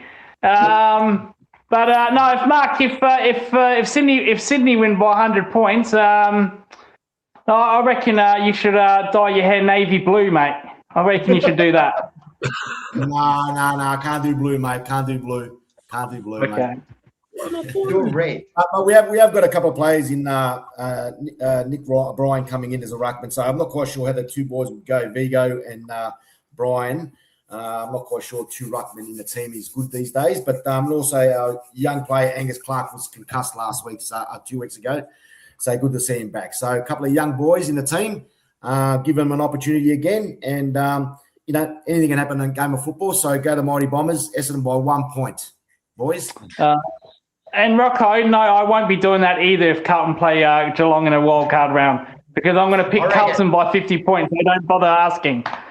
No, I reckon there's going to have to be a bet. If we play each other, Collingwood, Geelong and Carlton play each other in a final, there has to be a bet. There's got to be a bet going on for us, I reckon. So, mate, I learned my lesson singing your damn theme song. I'm not going to get into that again, mate. Trust me. Come on, mate. We got to do it. First of all, you're not winning, Mark. You're not winning. I don't think you'll win a game for another year. First of all, Collingwood beat. I mean, they were all coming out in 1978. I can't remember that because we won the grand final that year. And then we got Oz. Thanks for the $5. Collingwood beat Carlton in the semi-final. Fucking hell, in 1980. Did you? It doesn't matter. Because Richmond won. Yeah, you would have too, because Richmond won the grand final that year. 1 of 2 times, I believe. The score. Oh, he's even given us the score: 152 to 102. That's how good our chat is, man. We do read. We're like AI. We're like ChatGPT here, mate. Get straight onto it. All right, that's pretty good. All right, let's go into the rest of the games, and while we're here, we'll talk about the Cats and the Cats. Well, talk about the Cats while you're there, Lucas, and then we'll go into the rest of the tips. But yeah, the Cats and North Melbourne at Marvel on Saturday, 3:45. So it's a twilight. People are calling it a danger game. What do you think? Yeah, I can see why they call it a danger game, but historically our record against North at Marvel was very good. We were there. We played them there last year. And we won by 60, 70 points. Cameron kicked 11 in that game, I believe. So at least they don't have to worry about that, because he'll be kicking none this week. But no, I still think we'll be too good for North Melbourne. I expect us to win by 25 to 30 points. They have improved I'll give the North Melbourne that. They have improved and they do well in that stadium. At that stadium. But no, I'm still very confident that we'll win by 4 or 5 goals. So yeah, but then again, it leaves me wide open for a meltdown on my live stream, Rocco, if that was to happen. We love the meltdown. Yeah, of course you do. Yeah, but no, I'm confident with this one as well. Nice. All right, cool. Before we go on, so there's been a couple more, man. Like, all right, here we go.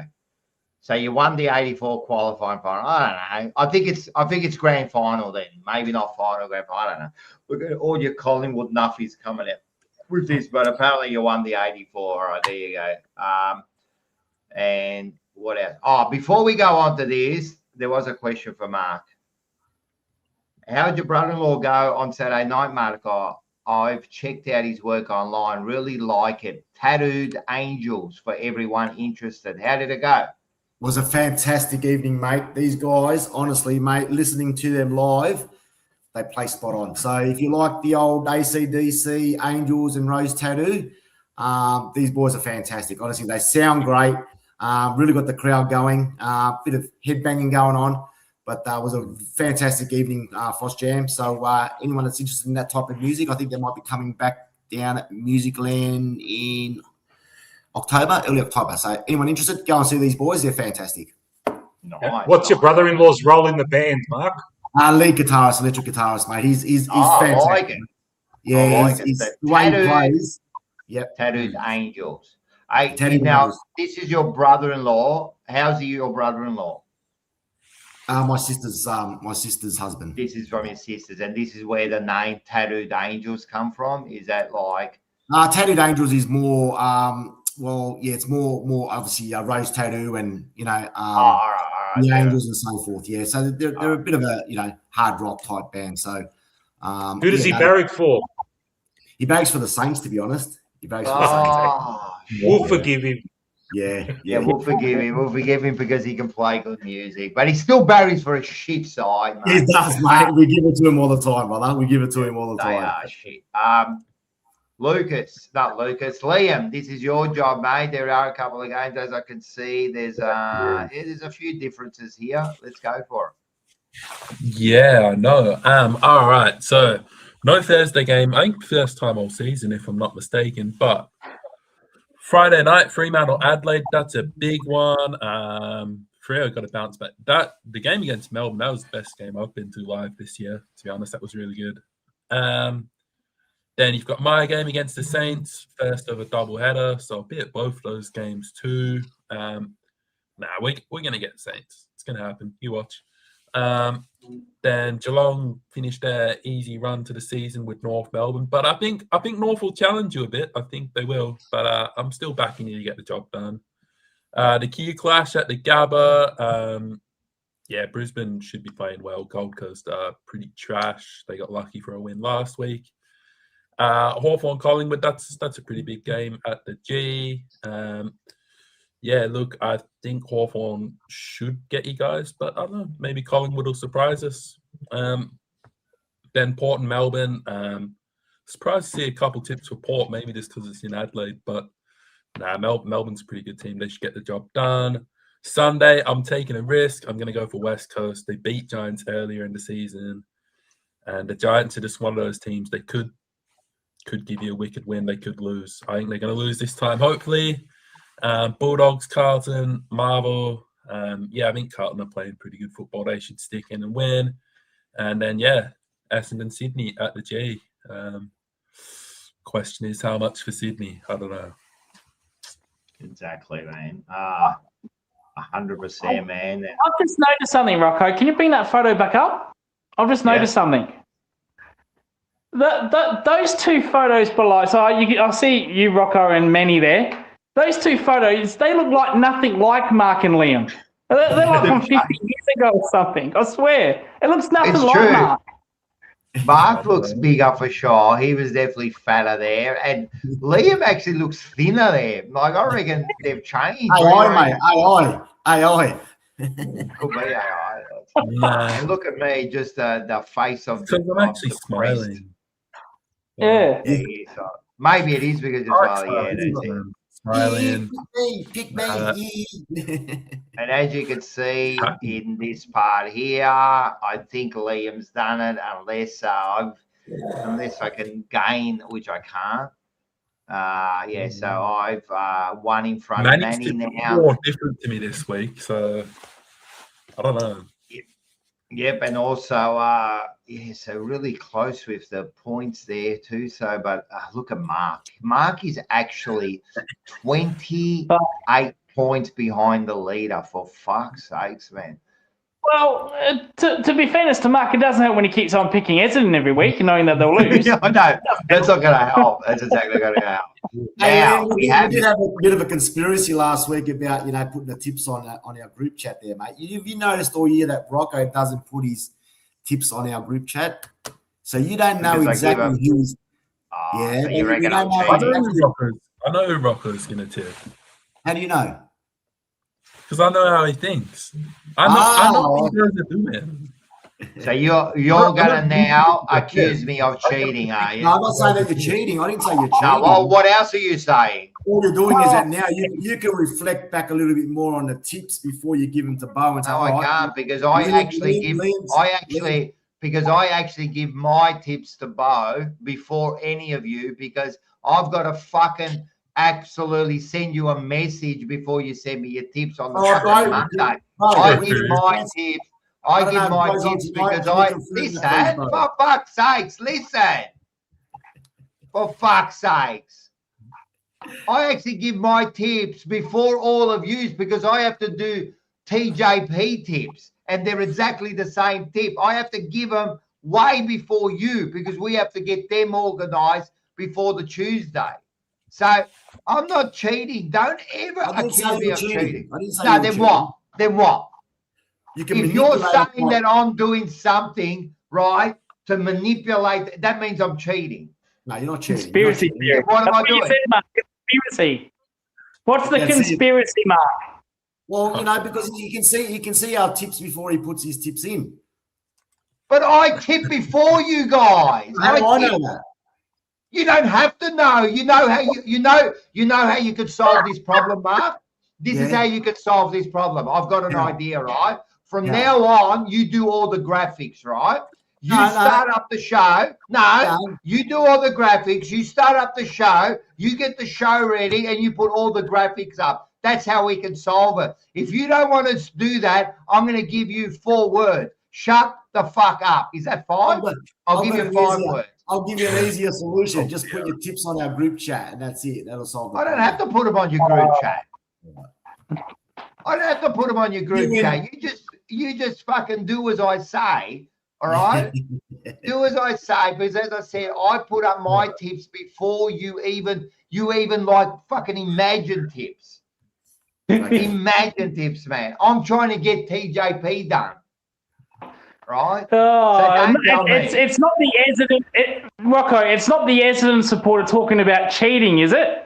I know. This is the Essendon supporter, the biggest drug cheats, telling me I'm cheating. And the other thing is, he's 28 points behind, and he's trying to justify that. It's Carlton, it's you blokes that are cheating. All right. So anyway, we're coming to the end of the show. Oh yeah, before we go. Enzo, thanks for $3. He reckons if Essendon wins, he will work at Corden for free for 1 day. For 1 day? Hold on. For 1 day, if Essendon. For free for 4 days. Now, why? Because so this bloke makes a bet and you're still not happy with it. No, I need more. You can work for free for me for 4 days, mate. You're not the one putting up the bet, you dickhead. Well, I'm not going to accept that bet, Enzo, and I'll accept it if it's for 4 days. Let's make it 5 days, Enzo. Let's make it a week, 5 days, mate. And I'll shout your lunch every day. I'll shout your lunch every day. So you expect a guy in the chat here to come and work and not feed his family for a week just so to make you happy when he's offered you 1 day's free work? I offered him lunch every day. Whatever he doesn't eat for lunch, he takes home to his family. No You know way. what's funny? You know what's funny? You know, look, Mark wants overtime. You know what's funny, bro? I can't believe, like, sometimes you've got to learn, I should just not say nothing. Don't say nothing. It's better off for you, mate. Anyway, listen. That's not me, Rocco. Sorry, buddy. That's not me, Will you mate. at least dye your hair navy blue then, if Essendon lose by 100? No, not blue. Maybe Oh, blonde. either I might go. Oh, I'm going grey anyway, but maybe blonde. Is there any bets that you will take? Is there any bets you will take? Well, I'll sing the theme song. I'll sing the Rivals theme No, song. that's if you win.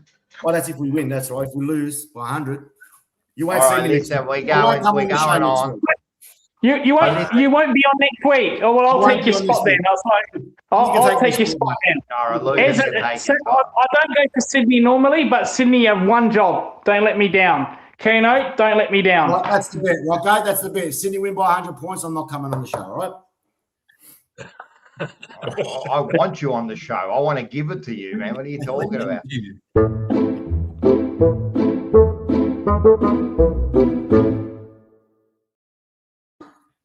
I think we've missed this. Now, Manny's not here, but I thought I'm going to do Rocco's joke of the week. I think Rocco make me laugh. So what do you reckon? Do you want to hear a joke for me to finish off the night? Yep, absolutely. All right. So there were two small people. Can I call them midgets? Can you still call people midgets? I don't know. Yes. It'll affect people's Not off to a good health. start. Oh, just say What do they midgets. You already said it, Rocco. Why not?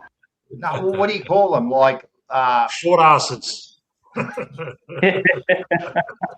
right, they're called small people. All right, they're really, really small people, right? And they've gone down to Vegas, and you know they're betting away. They're having a great time down at Vegas. You know, betting on all the tables. They're winning heaps of money, drinking heaps of piss. You know, and they done well. And they thought, you know what? It's been a good night.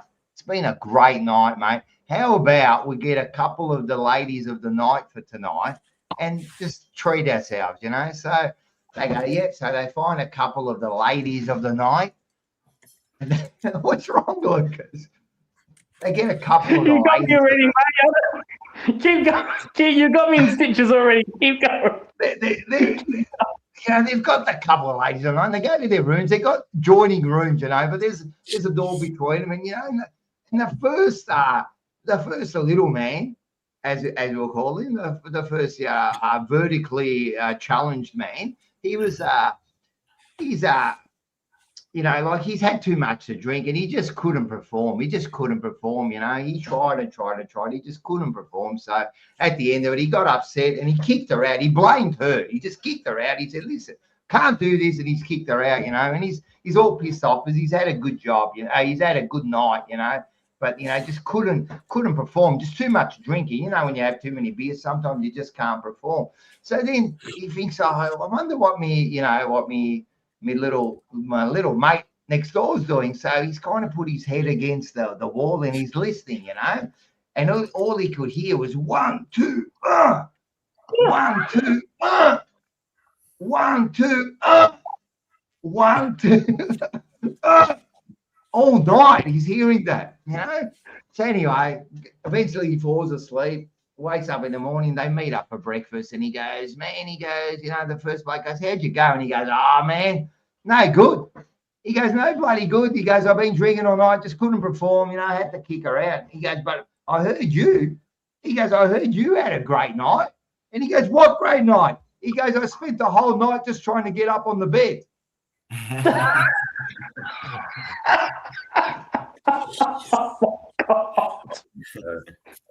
Oh dear.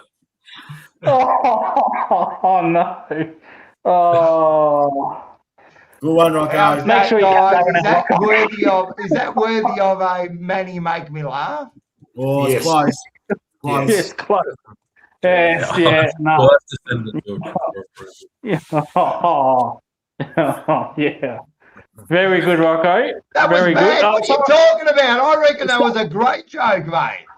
That was Someone in the chat said dwarf. You call them dwarfs. Oh, yeah, dwarf. All right, so it was a dwarf. Many All right, people. Yeah.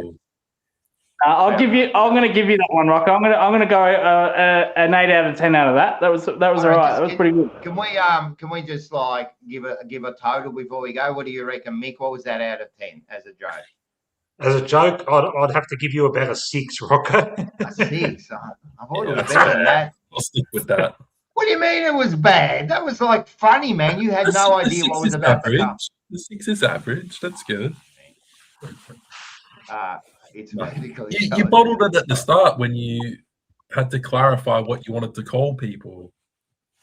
That was funnier than the joke. That's part of the. I'm going to teach you something, Liam. That was part of the humour. That was part of like. That's what I'm saying. I kind of set it up. That was the problem. Yeah, I know, but I set you up. I set you up for a. I'm telling a story, Liam. I'm telling you a story, mate. I know you don't understand about jokes because you've got no funny bone in your body, but that's how you do it. You set up the story. You set up the story. Whoa. Nah, it's all good. Look at this. We got 7.5. I'm happy with that. I'm happy with about a 7. I reckon 7. That's pretty good. Pretty good. 8 out of 10. Matula loved it. All right, guys. Make sure. Thank you. Make sure you catch all the shows tomorrow. We have got what do we got tomorrow? What do we got? Oh, here we go. Tomorrow we've got Selection Blues. We're going to do live selection, and we might be playing redraft again. So that's a bit of fun. And then we've got game day and emergency meeting, and then back to Sunday, Tuesday, Wednesday, all of that. Make sure, if you haven't, get your tickets. Share it, pass it on. Cody Walker, Andrew Walker, David Rhys-Jones, Ryan Houlihan. Get down there, and we're going to have a great day and just pretty much sign off the season for everyone, man. It's been a big year for all of us. So we have a few beers, man, have a drink, man, and sign off the season, man. And it's also a big thank you to everyone for standing by the TJP, man, and making this great community. Thanks to everyone in the chat. Yous are all great. I'm telling you, the chat makes my day, man. Reading the chat all night makes my day, man.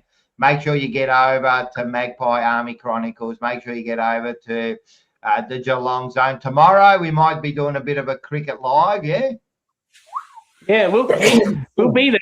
Be there, Liam, Mick and Mark. You love your cricket. I'm not sure that your team's playing, but we get down there and support the stream. Yeah. Australia versus Bangladesh.